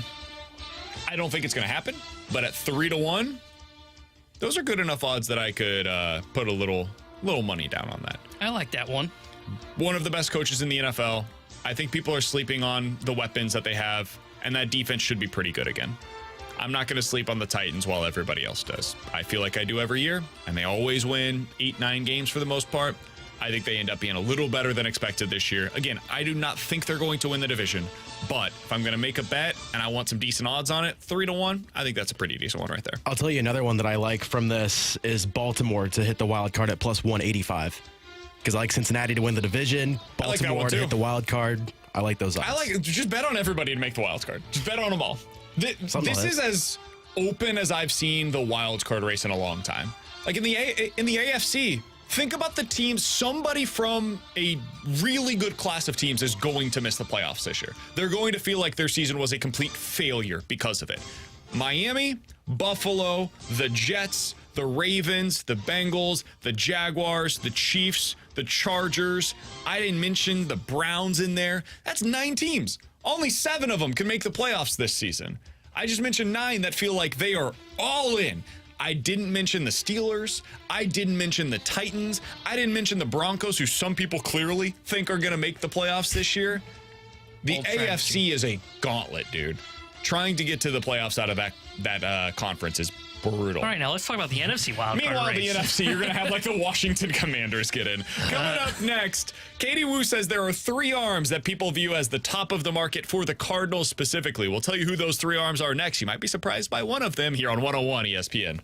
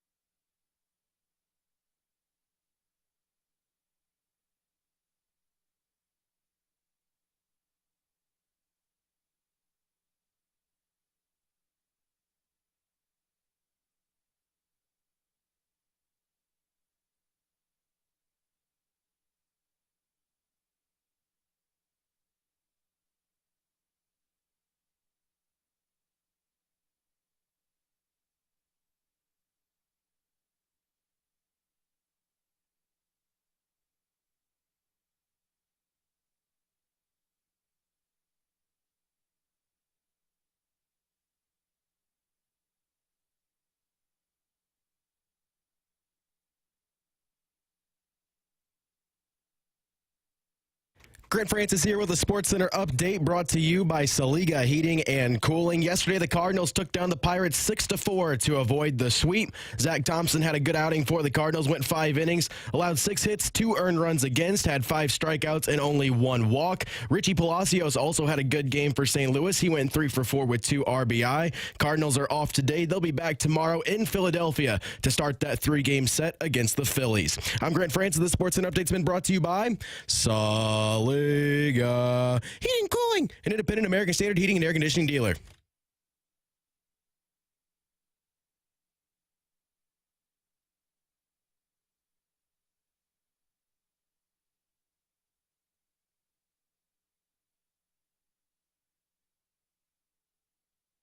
I think Snell is actually a good name for them because I think he'll be attainable. He won't cost necessarily the very top of the market. I would assume that Aaron Nola and maybe Julio Urias are the top of the market. And then you've got Giolito and Snell probably the next two. And if you can get Snell to a Gossman-type contract, I think I'd be into it. That was Eno Saris on with us a few weeks ago talking about the potential Cardinals targets for their rotation this offseason. Alongside Tanner Hendrickson and Grant Francis, I'm Brandon Kiley. Coming up in about 10 minutes or so, we will dive into the junk drawer. But T-Bone, Blake Snell is one potential option for the Cardinals this offseason. There are many others, of course. And as you look to the free agent market, Katie Wu had a piece earlier today over on The Athletic where she broke down who some of the top options are. I call this BK Reed's Katie Wu's piece from The Athletic. Quote, no, the Cardinals aren't going to swing 3 trades for starting pitching this offseason. The front office will have to pursue the free agent market as well, and ownership will have to increase their payroll significantly in order to do so. She then continues. Aaron Nola has a 4.5 ERA. That's the 3rd highest mark in his career, but he's durable and has the stuff that can play at the top end of the rotation.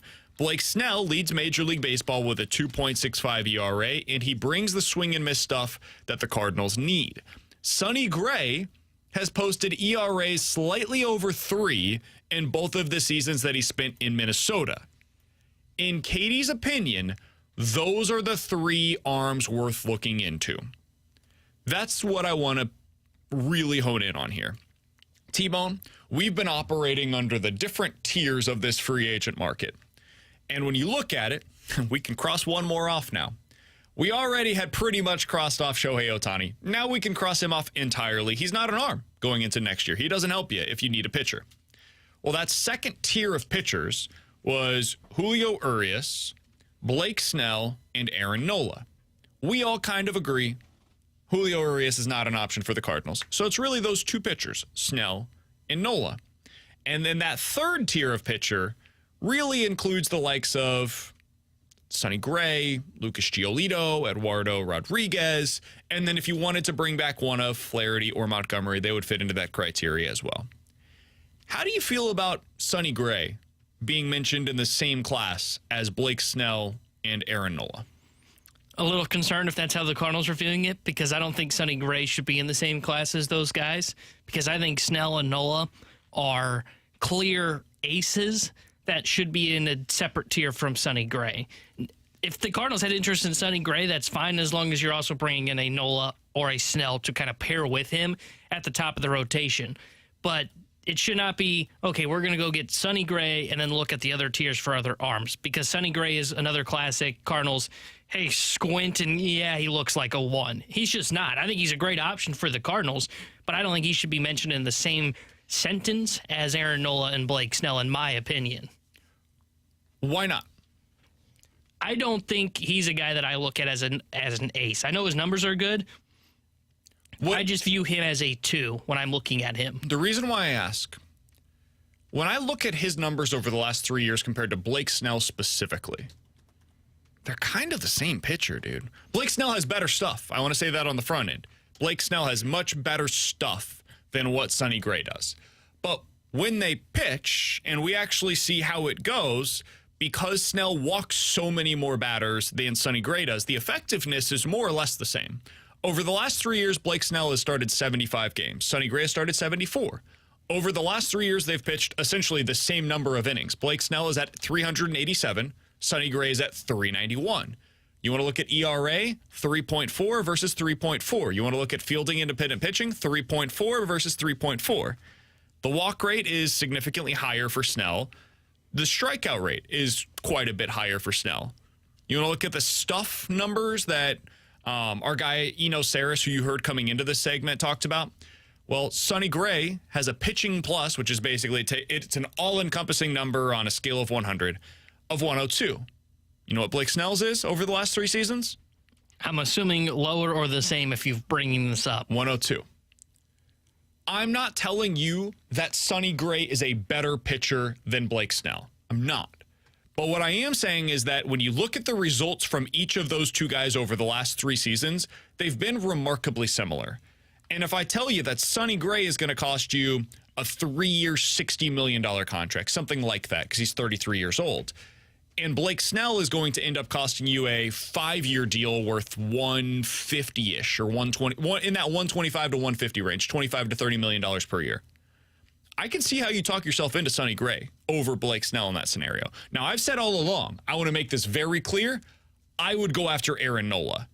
But I do find it interesting that she included Sonny Gray in that group with Snell and Nola, and I wonder if teams are going to view it that way as well, because when you look into the numbers, Snell and Gray have basically been the same pitcher over the last 3 seasons. Yeah, and maybe teams will. I just have it in the back of my mind that when I look at Snell for whatever reason, maybe it is because he's got more strikeouts per 9, he is an ace to me. And I look at Sonny Gray, and I always feel like he's a number 2. Like, he's not a guy that I don't think that I would say, okay, I want him starting game 1 for me in the playoffs. I've always viewed Sonny Gray as I want him like in game 2 or game 3. And when I look at Snell, I look at him and I go, I want to give him the ball in game 1 because I want to go up 1-0 in the series. But is that because, like, I guess my question would be, are we viewing Sonny Gray incorrectly the way that we viewed Jordan Montgomery incorrectly?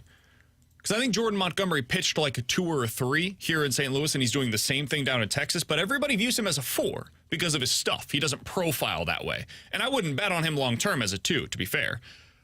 Sonny Gray, is it kind of the same thing where we view him as a 3 or a 4, but in reality he has actually pitched like a number 2 now for 3, 4, 5 years in a row? It's possible, yeah. It could be that where he just has gotten this mantra as a 2, and it just cannot be shaken off. In baseball, and maybe baseball people do view him as a number 1, but I've never really gotten the sense that people view him as an ace. I'm not even talking about as a 1. I think the conversation is really like, is Blake Snell actually a 2 because of the lack of innings? I know you don't view it that way, but I think people in baseball might view it that way. And he's fragile. Like, he's got some injury stuff in his past as well. I don't know that there's a single legitimate number 1 on the market. Like, I don't know that at this point in his career, Aaron Nola is a classic number 1 starter. Aaron Nola is probably a 2. Like, you look at what the Phillies have done, I think Zach Wheeler's their best pitcher. Agreed. And I think Aaron Nola profiles as a really, really good number 2, maybe even an overqualified number 2. I think Blake Snell, on a best-case scenario, is a number 2 starter for you.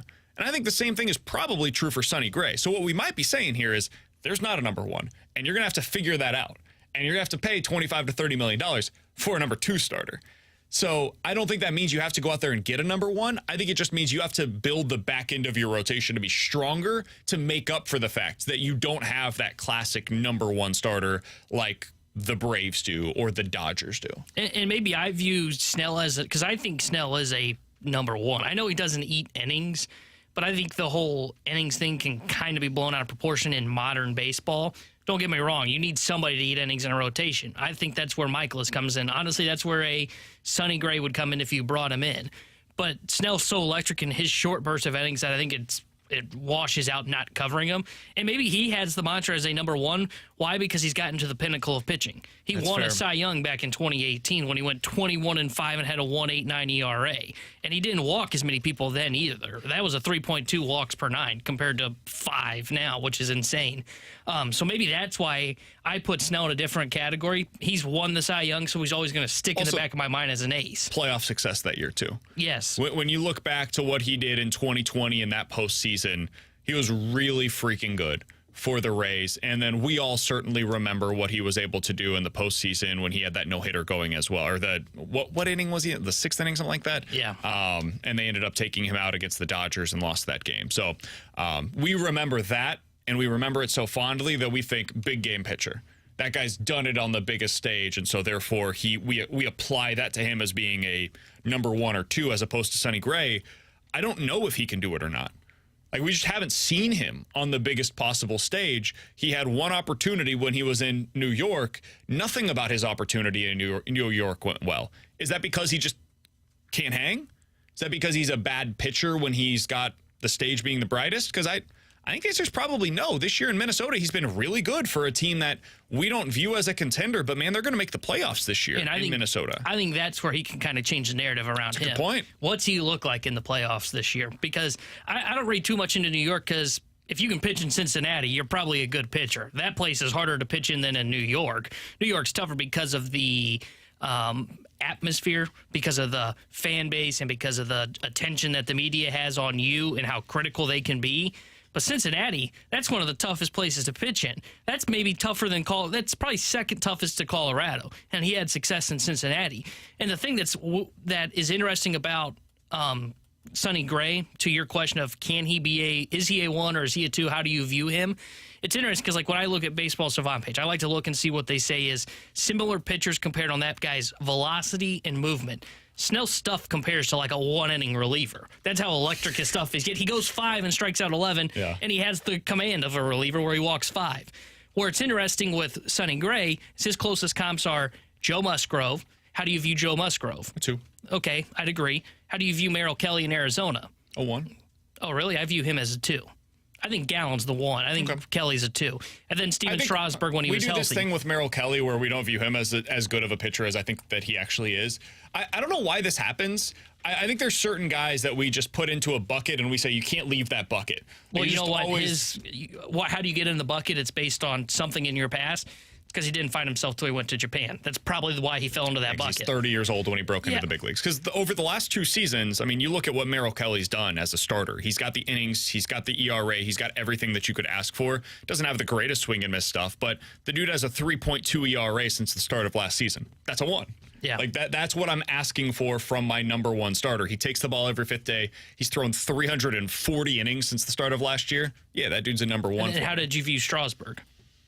Steven Strasburg? Yeah, when healthy. Number 1. Okay. Yeah, I mean he's an ace. And that's where this conversation comes of. Again, for some reason I view Gray as a 2 or a 3. Yet I view in his stuff, for me, Musgrove, Kelly, those guys are 2s in my opinion.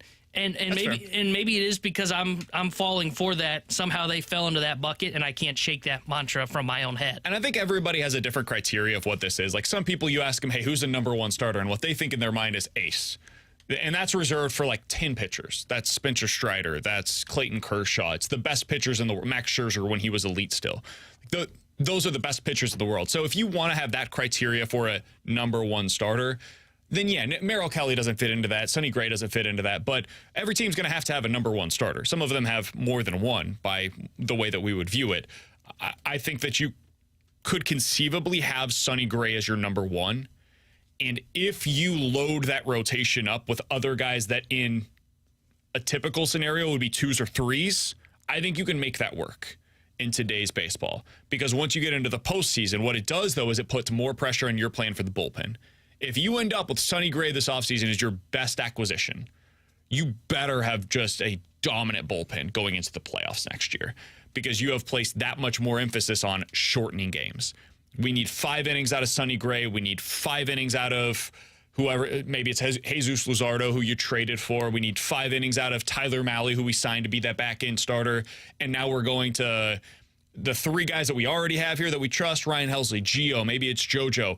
And then we added 3 dynamic arms to the back end of the pen as well. That's the kind of thing that you'll require. So you put more pressure in other ways, but it also potentially allows you a little more flexibility to do that by getting Sonny Gray instead of Urias, Snell, or Nola. Yeah. I would still go Aaron Nola. That would be my number 1 option and just figure it out from there. Coming up next, we're diving into the junk drawer here on 101 ESPN.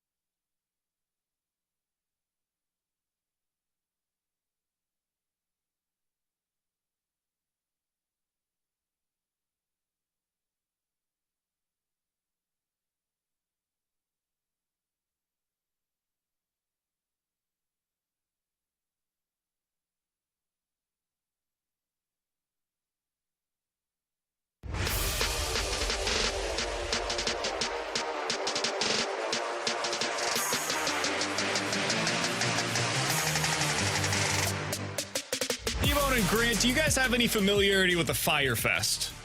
I have heard of it, but I don't really know a lot about it. You didn't see any of the documentaries about it or anything like that? I want to watch the one. I think there's one on Netflix. There's one on Netflix, another on Hulu. They're both pretty good. They're a little bit different. I would recommend both. I like the Netflix one a little better. It's the same way with me. It rings a bell, but I'm not like super familiar. So the Fyre Fest was back in 2017. It was Ja Rule was the celebrity that was associated with this, but Billy McFarland was the guy that really kind of spearheaded the whole operation. Now, my guy Billy decided I'm going to be in charge of a festival, right? You know, like your typical, there's one going on in St. Louis this weekend. I'm going to get as many musical acts as I possibly can. We're going to do this a little differently, though. We're going to fly people into this deserted island, and we're going to build all of the infrastructure for this. We're going to set this up. It's going to be like Lala, but on a deserted island, and you got to pay a boatload of money to be able to get there. We'll have all of the meals paid for. It's going to be amazing, right? That's the idea, general concept. There's a lot more that went into it, but moral of the story. Gets a bunch of people to spend a crap ton of money. He gets all of the artists that are ready to go and everything. He doesn't have any of the infrastructure set up. It all goes to crap quickly. People get there. They don't have any of the food that they had promised. They're eating like bread with a piece of cheese and a piece of lettuce on it. Sounds like my dinner tonight. It is a disaster. The bathrooms don't work the way that they were supposed to. People can't get off of the island. It is horrendous. So all these people paid all of this money. He basically extorted them all out of all of this money. He ends up going to jail. Gets a 6-year sentence for fraud. Wow, just 6? Yeah, I know. Had a bunch of fines, all this different stuff, right?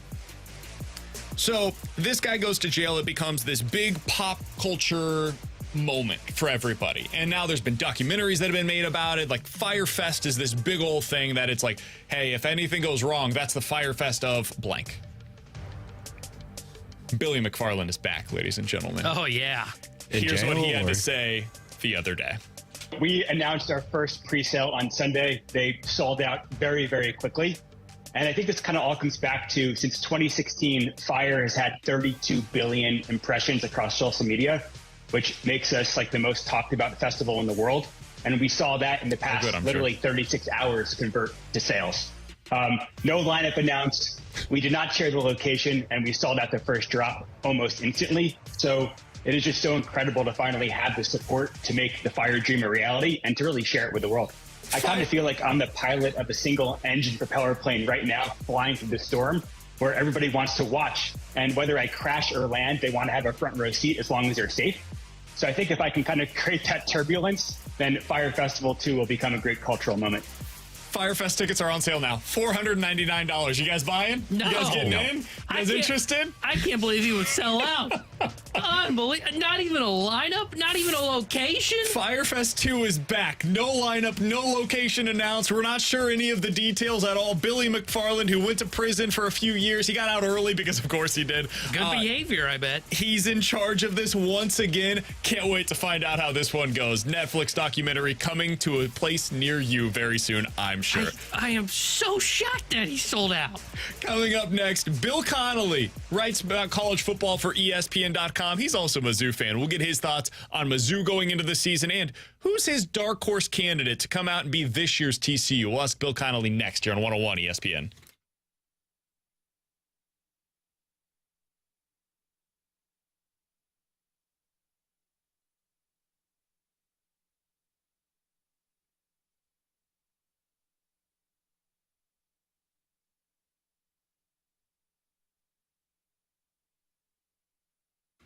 Hey, it's BK. Do you remember that childhood piggy bank that you had, all the satisfaction that you were able to feel when you finally reaped the rewards of all of your diligent savings? Well, with Truehold, you can access your biggest piggy bank yet, your home's equity. You'll start enjoying the retirement that you planned for right now, and you don't even have to move. Here's how you do it. Truehold will buy your home for its best current value while it remains high, and you get to make all the cash now while you continue living in your home for as long as you'd like. Plus, Truehold will cover all of your property taxes, the insurance, repairs, and maintenance too. And since they pay your home's current value in cash, that money is going to be yours to do whatever you'd like with. So start enjoying your home's equity while it remains high by visiting Truehold.com, and you'll discover how much they'll buy your home for today based on its best current value. To do so, call 1-855-300-9993, or you can visit them at Truehold.com to find the smarter and faster way to cash out on your home's full value without having to move. That's 1-855-300-9993, or visit Truehold.com.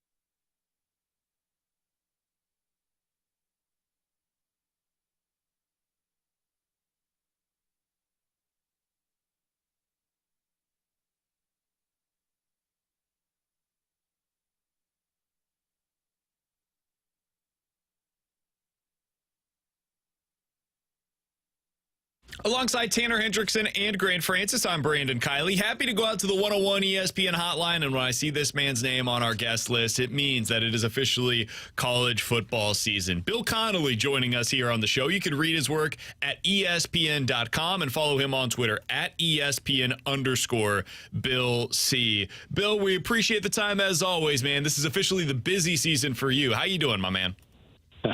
I'm doing well. How about you?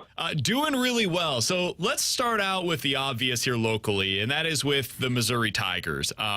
It is kind of put up or shut up time in a way for Eli Drinkwitz. He's recruited well. We've seen some success on the field. What is your level of anticipation for this Missouri football team? Is there reason to be excited? Well, I mean, I think so. Like, basically, we're at a point here where, I mean, he entered last season. 12 months ago, he entered, season 3 with two humongous questions. He hadn't figured out his path on defense yet, and he hadn't figured out his quarterback. And at the very least, one of those two directions is kind of set. The defense was outstanding with Blake Baker, and there's really no reason to think it will be all that much worse this year with all the main or almost all of the main components last year back. Obviously, the pass rush gets a little bit of a retooling, so we'll see how they handle that. But the secondary should be great. The linebackers are among the best in the SEC, and so that's one box checked. And on the other side, we still don't know about the quarterback. We know that the running backs should be as good or better than last season. The receiving core is still pretty exciting, even without Dominic Lovett, and it should be the best, or at least the least average offensive line that he's had so far. And that's all pointed in the right direction. We just, he's on year 4 here, and he was an offensive coach and an offensive coordinator and a quarterback's guy, and he hasn't figured out the quarterback position yet. We have to see if he's figured it out now. Well, with that being said, Bill, What do you think the ceiling is for Missouri then this year if they've got some of these question marks on offense that you're just talking about? Well, I mean, I think if they improve at the quarterback position, which, whether that's because Brady Cook was injured all last year and he's healthy now and he's more experienced and therefore he's better, or if this better version of Brady Cook is beaten out by Sam Horn, either one of those suggests that there will be decent improvement at the quarterback position. And if there is, I mean, you're looking at a schedule where obviously the trip to Georgia is a loss. Even if you assume that the home game against Tennessee is also a loss, home against LSU too, you're still looking at 9 games that are either projected wins or pretty close to it. And that doesn't mean they're going to win all 9 of those games. But when you're talking about ceilings, it's not hard to talk yourself into an 8 or 9 game ceiling for this team, which will obviously be the best record in a while. If the quarterback position doesn't improve, we're looking straight at another race to get to 6-6, and eventually Missouri fans maybe get tired of that. But that kind of seems like where the stakes are right now. If they've got a quarterback, there are a lot of teams, a lot of wins on this schedule, and if they're still pretty mediocre there, less so. It's funny how similar right now, Bill, the Missouri and Illinois football programs are. Now, Illinois is much more advanced on the offensive line, and philosophically speaking, they look at things a little bit differently. But Illinois has a great defense. They're bringing back a ton of talent in their front 7, and they have a real question at quarterback, and they've got to replace Chase Brown. When you think about which team is more likely to finish the year top 25 ranked, Bill, taking into account schedules, talent, everything, who do you think it is, Missouri or Illinois? Well, it's funny. I mean, Illinois obviously had a lovely season last year, but with everything they lost, they still have plenty of defensive talent, but that secondary was absolutely incredible and got just, nuked by attrition, and losing that and Chase Brown and your quarterback. They are projected to fall back a little bit, and basically Missouri and Illinois are, in terms of my SP Plus projections, they're almost exactly the same spot right now. Missouri's actually projected to catch up and pass them by a little bit. But if you're talking about maybe who has the better path, you can certainly make a case for Illinois at the very least. The Penn State game early in the year, maybe that one's too tricky, but otherwise they're projected favorites in 5 of the first 6 games of the year, and then they have a bunch of toss-ups after that, either toss-ups or extremely winnable home games against Indiana and Northwestern. So, maybe the ceiling is a little bit higher there, but I do think Missouri probably catches them in terms of quality. And if they don't, they'll have a chance at a very similar record. And, Illinois' schedule might be a little bit easier in that regard. Bill, do you think they have a legitimate shot to win the Big Ten West this year? Honestly, I don't. I mean, everything lined up perfectly for them last year to do it. And they couldn't get it done. Obviously, the late season slide. I do think Wisconsin has a much higher ceiling. I think Iowa's got a much higher floor. And those are probably the 2 favorites. I mean, after that, we've seen plenty of West Division races get super weird, and it would certainly be just if the last Big Ten West race was super weird. So if Wisconsin doesn't click with this big offensive change, and if Iowa just crumbles under the negativity that the program has had at times in recent years, then, I mean, everything opens up from there. Purdue could get into the race. Illinois could get into the race. I'm not sure I can, offer Nebraska to that list, but Minnesota was already in that race. So there's a lot that could happen, but I think it would take underachievement by both Wisconsin and Iowa. Man, talk about a division with a lot of programs that are mired in some sort of negativity this offseason. Northwestern, Minnesota, and Iowa. Woof, not ideal. Bill Connelly is our guest here on 101 ESPN. Bill, earlier today we were going through one of the things that makes me excited about this college football season nationally is all of the returning quarterbacks that we have, like high-level, legitimate, quality starting quarterbacks. You look at this from a numerical stance in a way that I can't and don't. Is this unique in terms of how many high-level quarterbacks that we have coming back, or does it just feel that way on the outside looking in? Well, I think what's interesting about this, I mean, yeah, we always have quarterbacks coming back, but it's a really interesting mix of teams that are good with great quarterbacks and then teams that are programs that are typically great with new quarterbacks. And so if you squint just right, that could open up the title race to any number of types of outcomes. Whichever of the Pac-12 teams actually plays defense and gives Caleb Williams or Bo Nix or Michael Penix Jr. a little bit more help in that regard, that could be, that team could be awesome with just like a top 30-ish kind of defense. And then, of course, Michigan, we don't really know what their ceiling is with J.J. McCarthy. He started flashing kind of a higher ceiling late in the season, but otherwise was kind of relying on staying on schedule and just making, the safe plays for the most part. But, I mean, I guess in the end, a lot of this is just determined by, how does Carson Beck play at Georgia? How does Kyle McCord play or Devin Brown at Ohio State? How does whoever, Milroe, Buchner, whoever ends up winning the Alabama job, how do they play? Because we've seen plenty of times that these high-level programs just, plug and play at the quarterback position, put in a new blue chipper, and he's even better than the last one. Doesn't feel like that's happening this year, at least with Alabama and Ohio State, but the ceilings there are still higher than anybody else's. And so that's going to kind of dictate it. We're going to have a lot of fun offense to watch. There's no question about that, but I think Alabama and Ohio State, at the very least, would have to take a decent-sized step backwards to really, really make things feel pretty chaotic. I was just going to ask you, Bill, is there somebody that is kind of sitting at the top right now when you look at the early season favorites that you could see that really just falls off the table, maybe drops out of the top 25 at the end of the year? Well, I don't know about top 25, although there are plenty of programs that could still be decent but go 8-4, a Texas or a Penn State or even an LSU technically, Tennessee maybe. There are a lot of programs that I think are going to be really good, but we don't usually nail all those teams. Every year in the AP top 10, there are like two that end up unranked. And any of the teams I just mentioned, I think, might not stink by any means, but could at least go like 8-4 and narrowly miss out on the top 25. Bill Connelly is our guest for just another minute or two here on 101 ESPN. Bill, last year we saw TCU go on just a miraculous run, and that's not something we expect to see every season. That's what made it so special. But if we were going to see a TCU this year, do you have a team that has some of those elements that comes to mind for you? Well, I mean, the funny thing is, the biggest thing, the most common elements there are the fact that they were in the Big 12. And every year there's a team in the Big 12 that comes up with just that right kind of close game formula and rips off a bunch of close wins and either makes the playoff or 2 years ago, Baylor and Oklahoma State obviously both came really close to making the playoff. And they were exactly the same. They won most of their close games. TCU did the same thing last year.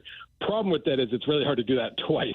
And, typically gravity kind of takes over. Baylor and Oklahoma State were both picked to be really good, but that magic wore off. They went like a combined 13-13 last year. I don't think TCU is going to do that, but it does open the door for a new Big 12 contender. Ignoring Texas and Oklahoma because it wouldn't feel too much. There wouldn't be any Cinderella going on there. Right. You do kind of have to look at who you think is going to be the next tier in the Big 12. Do you think Kansas State, they were also very good in close games in conference. Can they do that again? Texas Tech was 4-0 in one-score games last year. They're kind of it really that would be such a fun story to follow, but I don't trust them at all to do that again. And so who's left? Oklahoma State, UCF maybe. It's really the Big 12 is always the most fun race to talk about. It might be less fun if Texas and OU get their act together this year. But, yeah, that's the conference that seems to produce those stories. Bill, we'll get you out of here on this.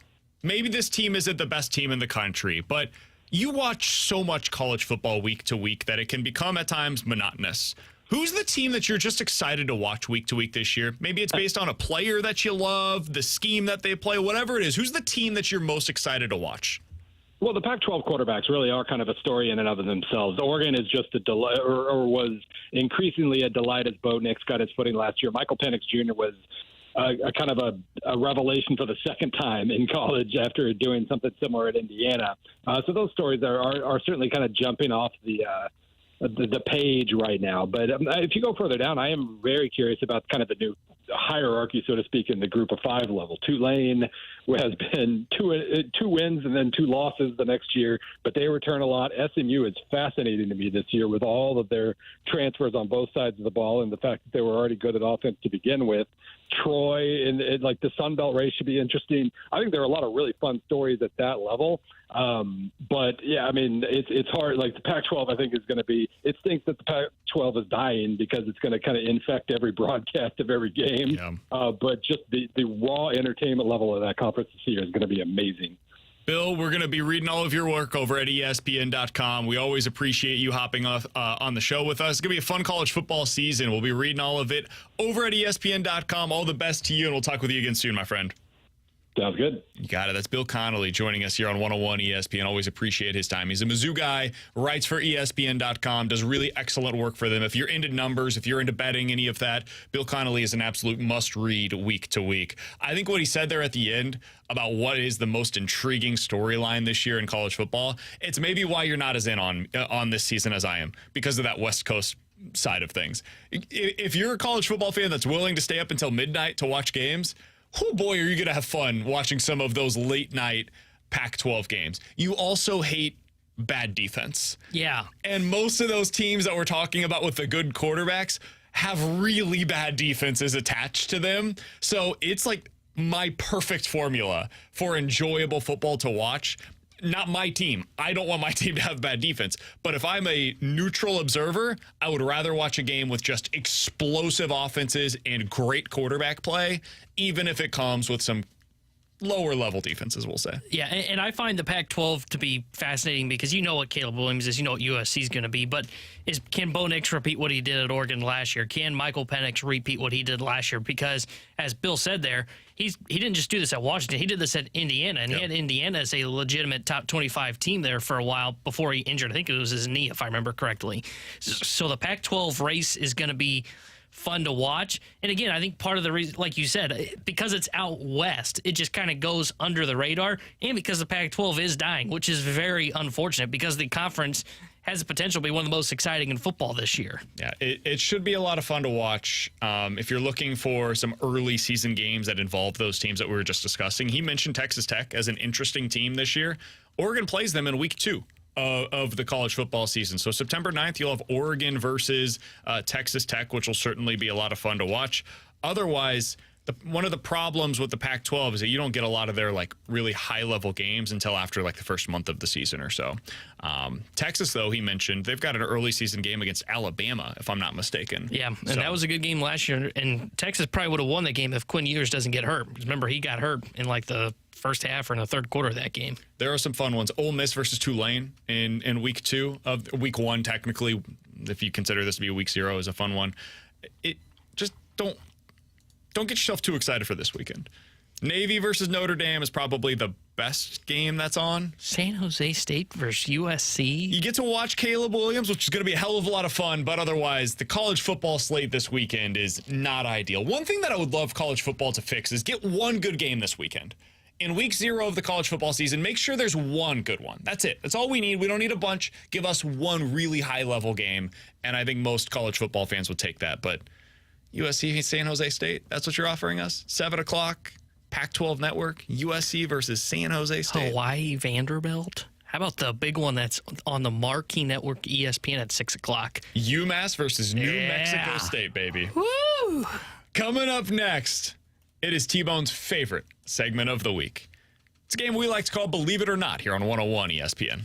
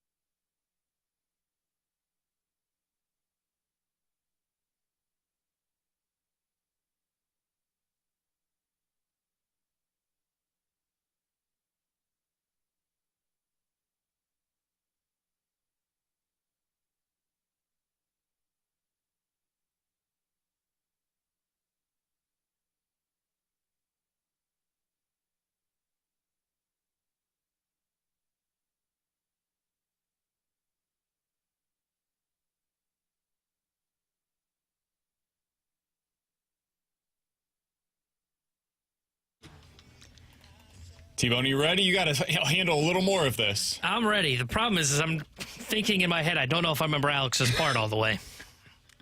We'll see. Believe it or not, I'm walking on air. I Sounds good never over thought there. I could feel so free. Flying away on a wing and a prayer. Who could it be? Believe it or not, it's just me. 314-399-9646 is the Air Comfort Service text line for our favorite segment of the week. It is called Believe It or Not here on 101 ESPN. Not quite the same without Alex Ferrario, but he will be in next week. I will be out next Thursday and Friday. I'm going on a bachelor party, heading out to the Smoky Mountains. Looking forward to that. Definitely be better next week. If you had a bachelor party, T-Bone, where would it be? So the chalk answer is clearly Vegas. Smokies will be fun. I actually enjoyed my time in the Smokies when I went there Great time, a couple man. years We're ago. getting a cabin. We're stopping on the way in Nashville, stopping on the way back in Knoxville. That sounds really good. I'm going on a bachelor trip in November to Knoxville. Sorry, to Knoxville. Knoxville's So a that'll great be time, fun. dude. If I had to pick one, I would. You know what would be fun where I've never been, which probably is not what you should do for your bachelor trip. I would love to go to New Orleans. Oh, that's a good spot. New Orleans You'd would be have a a great good time. place to do it at. So I would say New Orleans is where That's I'd where want to Kara go. had her bachelorette party. She went down to New Orleans. Oh, see, now I'm kind of questioning if I should change it. Bachelorette time. party there, bachelor party. I different. mean, you can do different things. Oh, okay, good. Yeah. I went Memphis. Same idea as New Orleans. Grant, where would you go? So I'd want to go to an all-inclusive. Okay. Like I'm thinking So like here's the Cancun, problem, something though. like that. Getting everybody to be able to afford that is tough, man. That's the tough part. Okay, so here's you gotta my think thing. about other people's financial situations. Sure. You got to try to make it relatively affordable. Grant's loaded. Like Vegas is one thing. You can convince guys to spend the $200 for round trip flights to go out to Vegas because the rooms are pretty cheap. You can figure out everybody can spend differently while they're there. Going on an all-inclusive, you're asking for people to spend $1,000 minimum to go to your bachelor party. Okay, but so I don't really want a bachelor party or a bachelorette party, whatever. Fair enough. I just want to take all the money that would go towards my wedding and do that all-inclusive thing with my wedding Destination party. wedding. No, I don't even care if I have a wedding. Okay. Just Oh, yeah, I don't. party. I don't, yeah. That's Grant's fair. done this, told me this before. I forgot all about that. That's yeah. totally fair. Just go on a trip together and then you do your thing at the courthouse or whatever. Yeah. People do If you that. want to come, then you can come. Totally fair. All right, 314-399-9646 is the Air Comfort Service text line for Believe It or Not. Guys, believe it or not, Sonny Gray is on the Cardinals in 2024. As they're one, I'm assuming. Oh, man. He feels so Cardinals-y. He does feel. He feels does- so The Cardinals-y. problem, though, I'm having with this is Nola feels so Cardinals-y, too. So I'm going to say not believe it. I think he gets QO'd, which makes things more interesting. Granted, I think Nola gets QO'd, too. I think Nola's going to be their number one target. So I'm not going to believe this. I think they're going to try and get Aaron Nola. And if they get him, I don't know if they're going to look to add Sonny Gray as well. I'll believe it. I don't think they're going to be able to get Aaron Nola. I think someone else is going to spend a lot more than the Cardinals are willing to. So, yeah, I think he'll fall down to the Cardinals and end up being a Cardinal. I'm not going to believe it because I'm going to hold out hope on Aaron Nola. And I think if they get Nola, they're going to be hard-pressed to say we're going to give up 2 picks, second and a third-round pick for 2 different guys that are on the qualifying offer. That would be pretty tough. They'd basically be giving up 2 top 75-ish picks in that scenario, which that's a lot to give up, man, for free agent signings that you're adding to your rotation. I think they would rather go out and find somebody for that spot in their rotation via trade. 314-399-9646 is the Air Comfort Service text line for Believe It or Not. T-Bone, what do you got? Believe it or not, both Mizzou and Illinois will finish in the top 25 this year. I'll be an optimist. What the hell? I'll say I believe it. I think that the likelihood is one of them ends up in the top 25, but I'll go ahead and Illinois. believe it for... It's okay if you want to say Illinois was the one you're believing in to make the top 25. I think there's a real chance that Mizzou ends up in the top 25 this I'm a year. little upset Bill shot down my hopes of the Big Ten West title. He got me all excited. He's like, hey, they've got high upside. And I was like, ooh, Big Ten West? He went another third there. Oh, okay, cool. I'm not going to believe it just because I think if one team does it, I do think it would be Illinois because the schedule is easier. And I think Mizzou's got such a tough road in the SEC. maybe 3 losses can get you there. If you end up winning 9 games, you maybe make the top 25. But I see a slip up somewhere. I don't know where yet, but I just don't trust Drink. So I'm not going to believe it. I think only one, and I think it's Illinois. Did you say they would finish top 25? Both would finish top 25. Okay, yeah, I'm not going to believe that. I think Mizzou will get into the top 25 after the Kansas State game because I think they'll beat Kansas State. But after that, once they get towards the end of their schedule, I don't think they'll be top 25 anymore. Grant, what do you have for us today in Believe It or Not? Yeah, so last season, the Blues started out 3-0 on the season, undefeated for a little while. They beat Columbus at home. They went out and beat Seattle in overtime on the road, and then they beat Edmonton on the road. Man, the good old days. Yeah, that was when everything felt nice. This season, believe it or not, the Blues will start 3-0 again. They play Dallas on the road to start, then Seattle at home, and then Arizona at home. Ooh. The Dallas one's going to be tough. Mm-hmm. Seattle will be tough, too. No, it's at home. Home opener. The crowd's going to be behind them. Just imagine the scenario, the vibes at Enterprise for that home opener for this team. I'm going to say believe it. Why not? They're certainly going to beat Arizona. We've never seen them struggle with that team. So 3-0, no problem. Alex tells me that team's better this year. Well, I'm sure, why not? I'll live longer. I'll believe it. I'll say they can win. I mean, they got 4 days off to prepare for Arizona. They lose that game, we might be raising some red alarm bells already. 3rd game into the year, but I'll believe it. I can see where they could get by Dallas. Home opener, get the energy with you from the crowd, and then 4 days to prepare for Arizona. I'll believe it. I'm going to believe it as well because at the beginning of every NHL season, it happens like clockwork. The offense takes over. First, 10 games, It's just all offense. So with Dallas, it takes a little while for goaltending to warm up, for defense to warm up, and that's their strength. So I think the Blues can win that opener, and then I think the Blues offense can carry them in the first part of the season. So, yeah, I'm going to believe it too. 314-399-9646 is the Air Comfort Service text line. We've got this from the 314 guys on the Blues as well. Believe it or not, Jordan Binnington finishes his career as a Blue.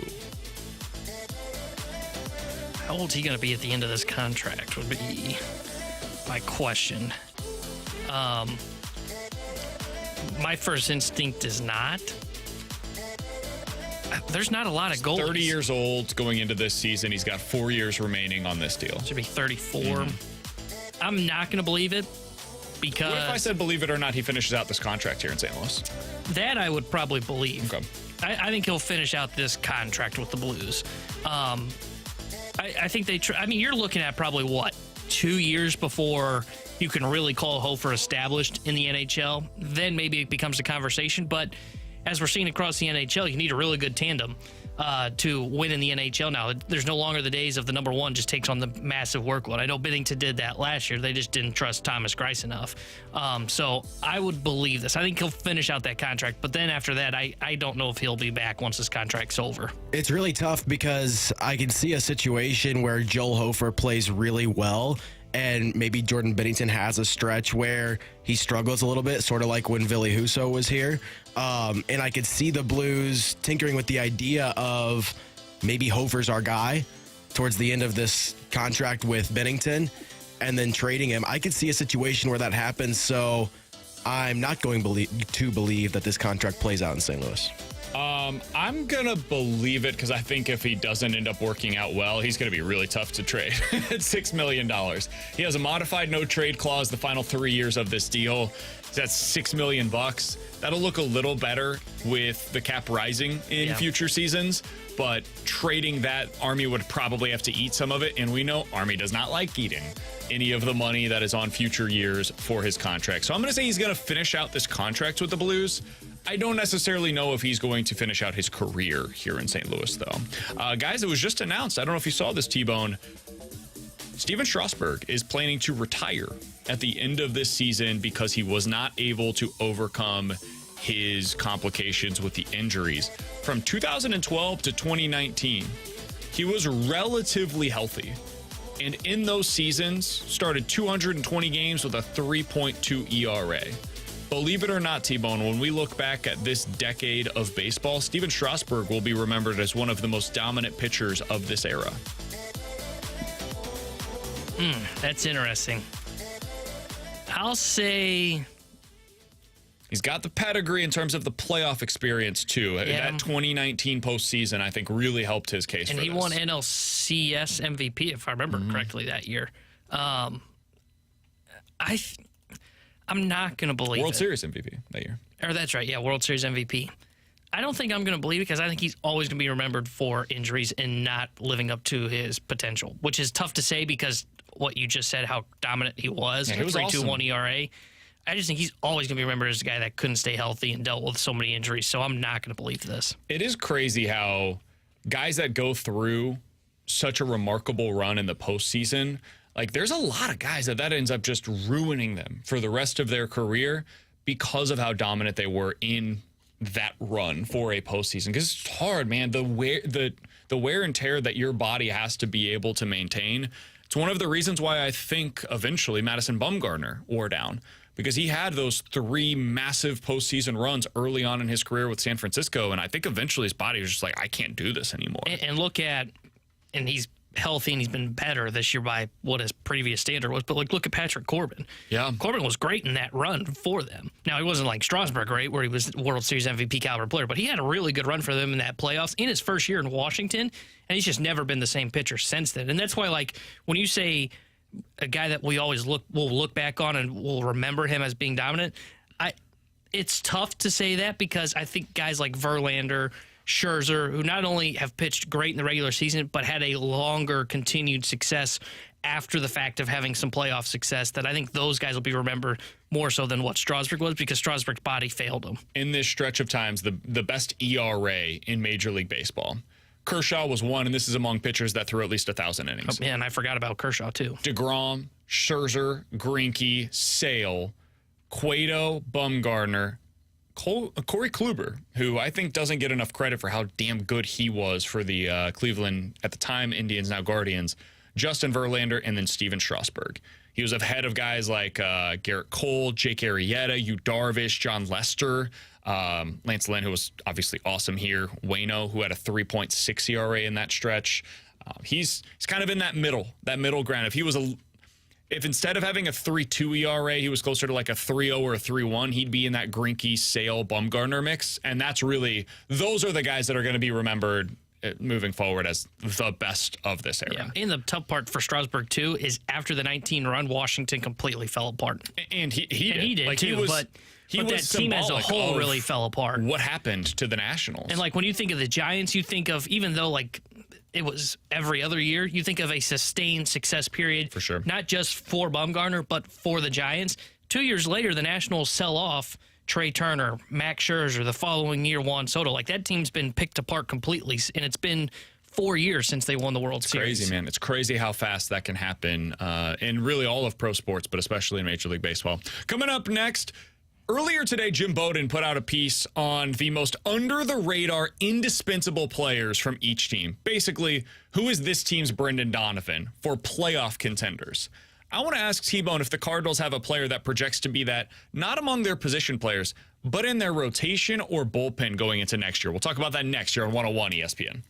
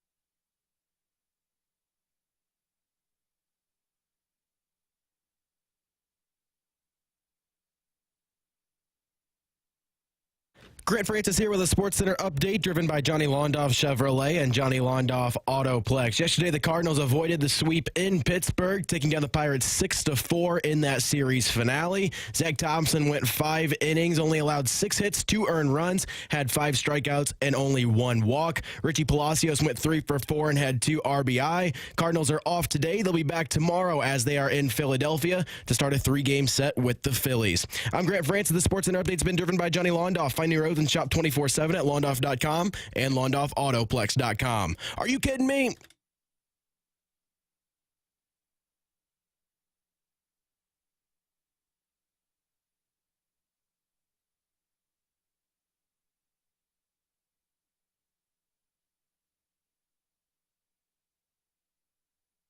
So I was reading on The Athletic earlier today, and I thought Jim Bowden had a really good piece. He was talking about the most indispensable under-the-radar player for each team. Basically, I could label this another way. Who's the glue guy? Who's the guy that we don't talk about that makes it all work for the contenders around Major League Baseball? Alongside Tanner Hendrickson and Grant Francis, I'm Brandon Kiley. So to put some names on this particular label, T-Bone, for the Texas Rangers, he had Dane Dunning. We've talked about him a lot, asking who is the Cardinals version of Dane Dunning. They had J.P. France, the right-handed pitcher for the Houston Astros, as the guy that kind of makes it work for them. One of your favorite players in all of Major League Baseball this year is a lefty, Kikuchi, for the Toronto Blue Jays. Stud. You've fallen in love with him, and you've been wondering, hey, can Imanaga become for the Cardinals what Kikuchi is for the Toronto Blue Jays? So that's the kind of player that he's talking about here, T-Bone.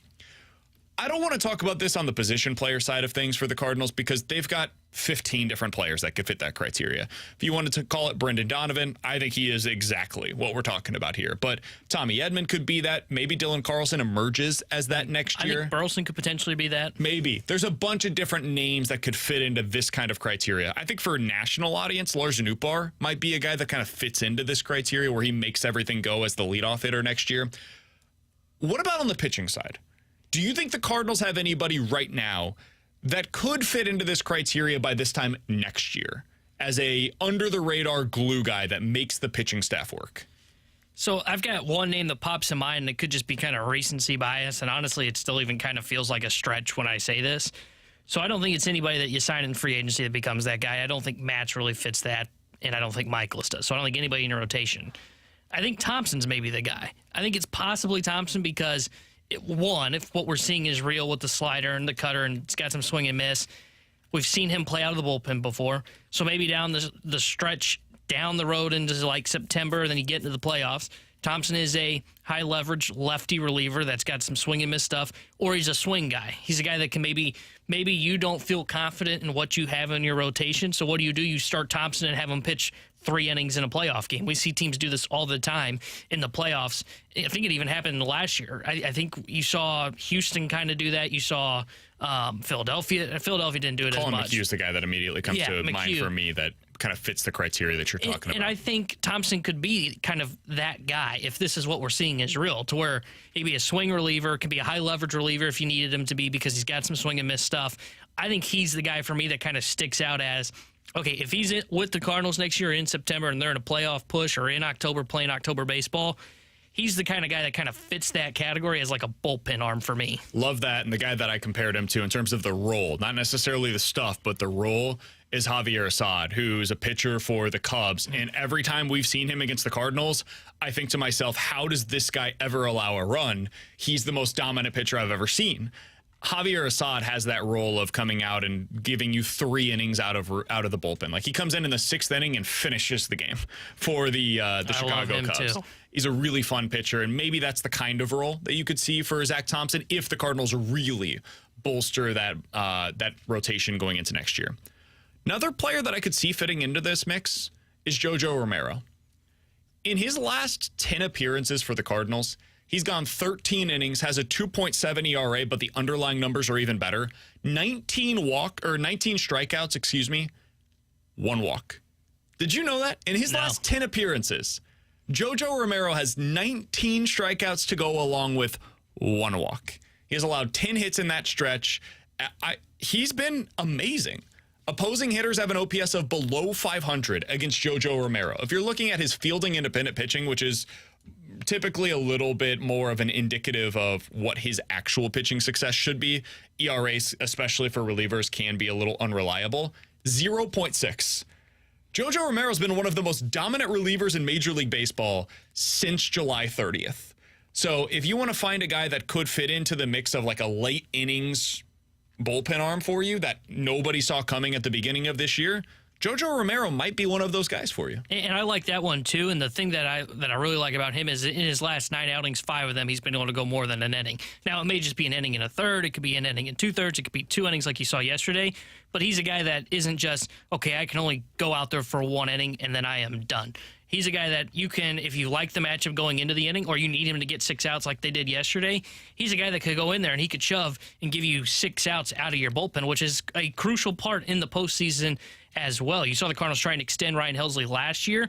Now, if you had a Jojo Romero, maybe Romero can take some of that relief off of Helsley before you get to him in the 9th inning.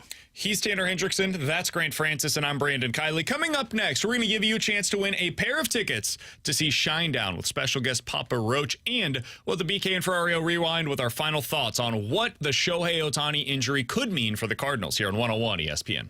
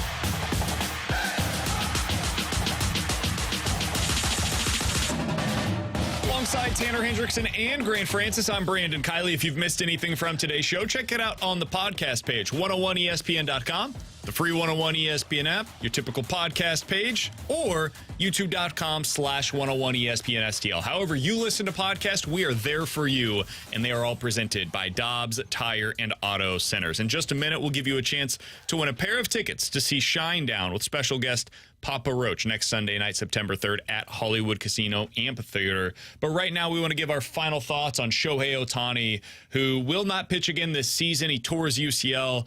It sounds like surgery is likely. Tommy John, he will not pitch again in 2024 if that is indeed the case. T-Bone, this has some potential ramifications for the St. Louis Cardinals. It's not to suggest that St. Louis was going to be going after Shohei. Nobody expected that. But him not being available to pitch for anybody next year changes the landscape for the other pitchers that are available. Julio Urias might just become a Dodger for the future. Well, that takes one player off of the market. A team like San Francisco that's probably going to be interested in adding another frontline starting pitcher this offseason. Well, now Shohei is no longer in their sights. Maybe they turn their attention to a Blake Snell or an Aaron Nola. Maybe a team that is otherwise looking at the market, maybe now they're looking to this trade market, and they are saying, we're going to get super aggressive to get one of the Marlins starters that maybe the Cardinals were going to be interested in. It shifts the landscape a lot because teams that had their sights set on Shohei Ohtani, if they needed a starter, and that was part of why they were attracted to him, those teams are now going to have to look elsewhere, and it's going to create more competition for the starting market that the Cardinals were previously in. Yeah, and Ohtani was in his own tier now in terms of looking at free agency, and he's still going to be one of the top bats that's seeked in free agency. The top. But Nola and Snell and Urias, now they don't sit in that second tier that they have to wait out the Shohei Ohtani market. They are the top tier on the pitching market, and it just became more fascinating to see what happens because all those teams that were in on Ohtani, they were going to make him the number one focus, and that allowed at least the possibility for the Cardinals to kind of sneak in the back door and go, hey, we like you. They've put you as second fiddle. Come join us, and we'll give you the money in the years you're looking for. Now that no longer exists. Dodgers will be in on the top market. San Diego will be in on Snell's market. San Francisco will be in on those markets. Everybody that is interested in pitching will all now swarm to what was originally the second tier, which now just became the first, with Ohtani going to undergo, more than likely, Tommy John surgery. Somebody on the text line said, dude, even if he had Tommy John surgery, he'll be available to pitch in 2024. No, he won't be. The expectation is if he has Tommy John, he will be out the entirety of next season, at least as a pitcher. Because think about how the logistics are for Shohei. Like, even if other pitchers may have been able to get back in like 10 months, think about how Shohei would have to do that. You would have to take Shohei Ohtani out of your lineup for like 2 months for him to be able to rehab and get his arm ready to go for a big league type of a game. Are you going to do that? Or are you just going to have him DH next year? In next offseason, he rehabs his way essentially back to being a pitcher, a starter at the major league level. That is very likely going to be the case. I mean, it's possible, even if not likely. We've seen Shohei pitch his final game as a starter. He might be back as a reliever at some point, but we don't know. There may be teams that say, hey, because of the injury risk, it's just not worth it for us. We would rather you be one of the best bats in all of Major League Baseball. I think it's going to impact his free agency market. I think it will also impact other markets as well. Julio Urias, Blake Snell, Aaron Nola, maybe even Sonny Gray. Teams that were intrigued by the pitching side of things, they're now going to have to focus their attention elsewhere, which could end up impacting the Cardinals' plans this offseason. Coming up next, we'll get you to the fast lane, but right now is your chance to win a free pair of tickets to see Shinedown at Hollywood Casino Amphitheater. 314-399-9646 is the Air Comfort Service text line. Texter number 101. That can tell us what the festival is that's going to be returning once again. It's back for round 2. What is that festival? If you got the correct answer and your texter number 101, you're going to see Shinedown. For T-Bone and Grant, I'm BK. We'll talk to you guys tomorrow at 11 a.m. here on 101 ESPN.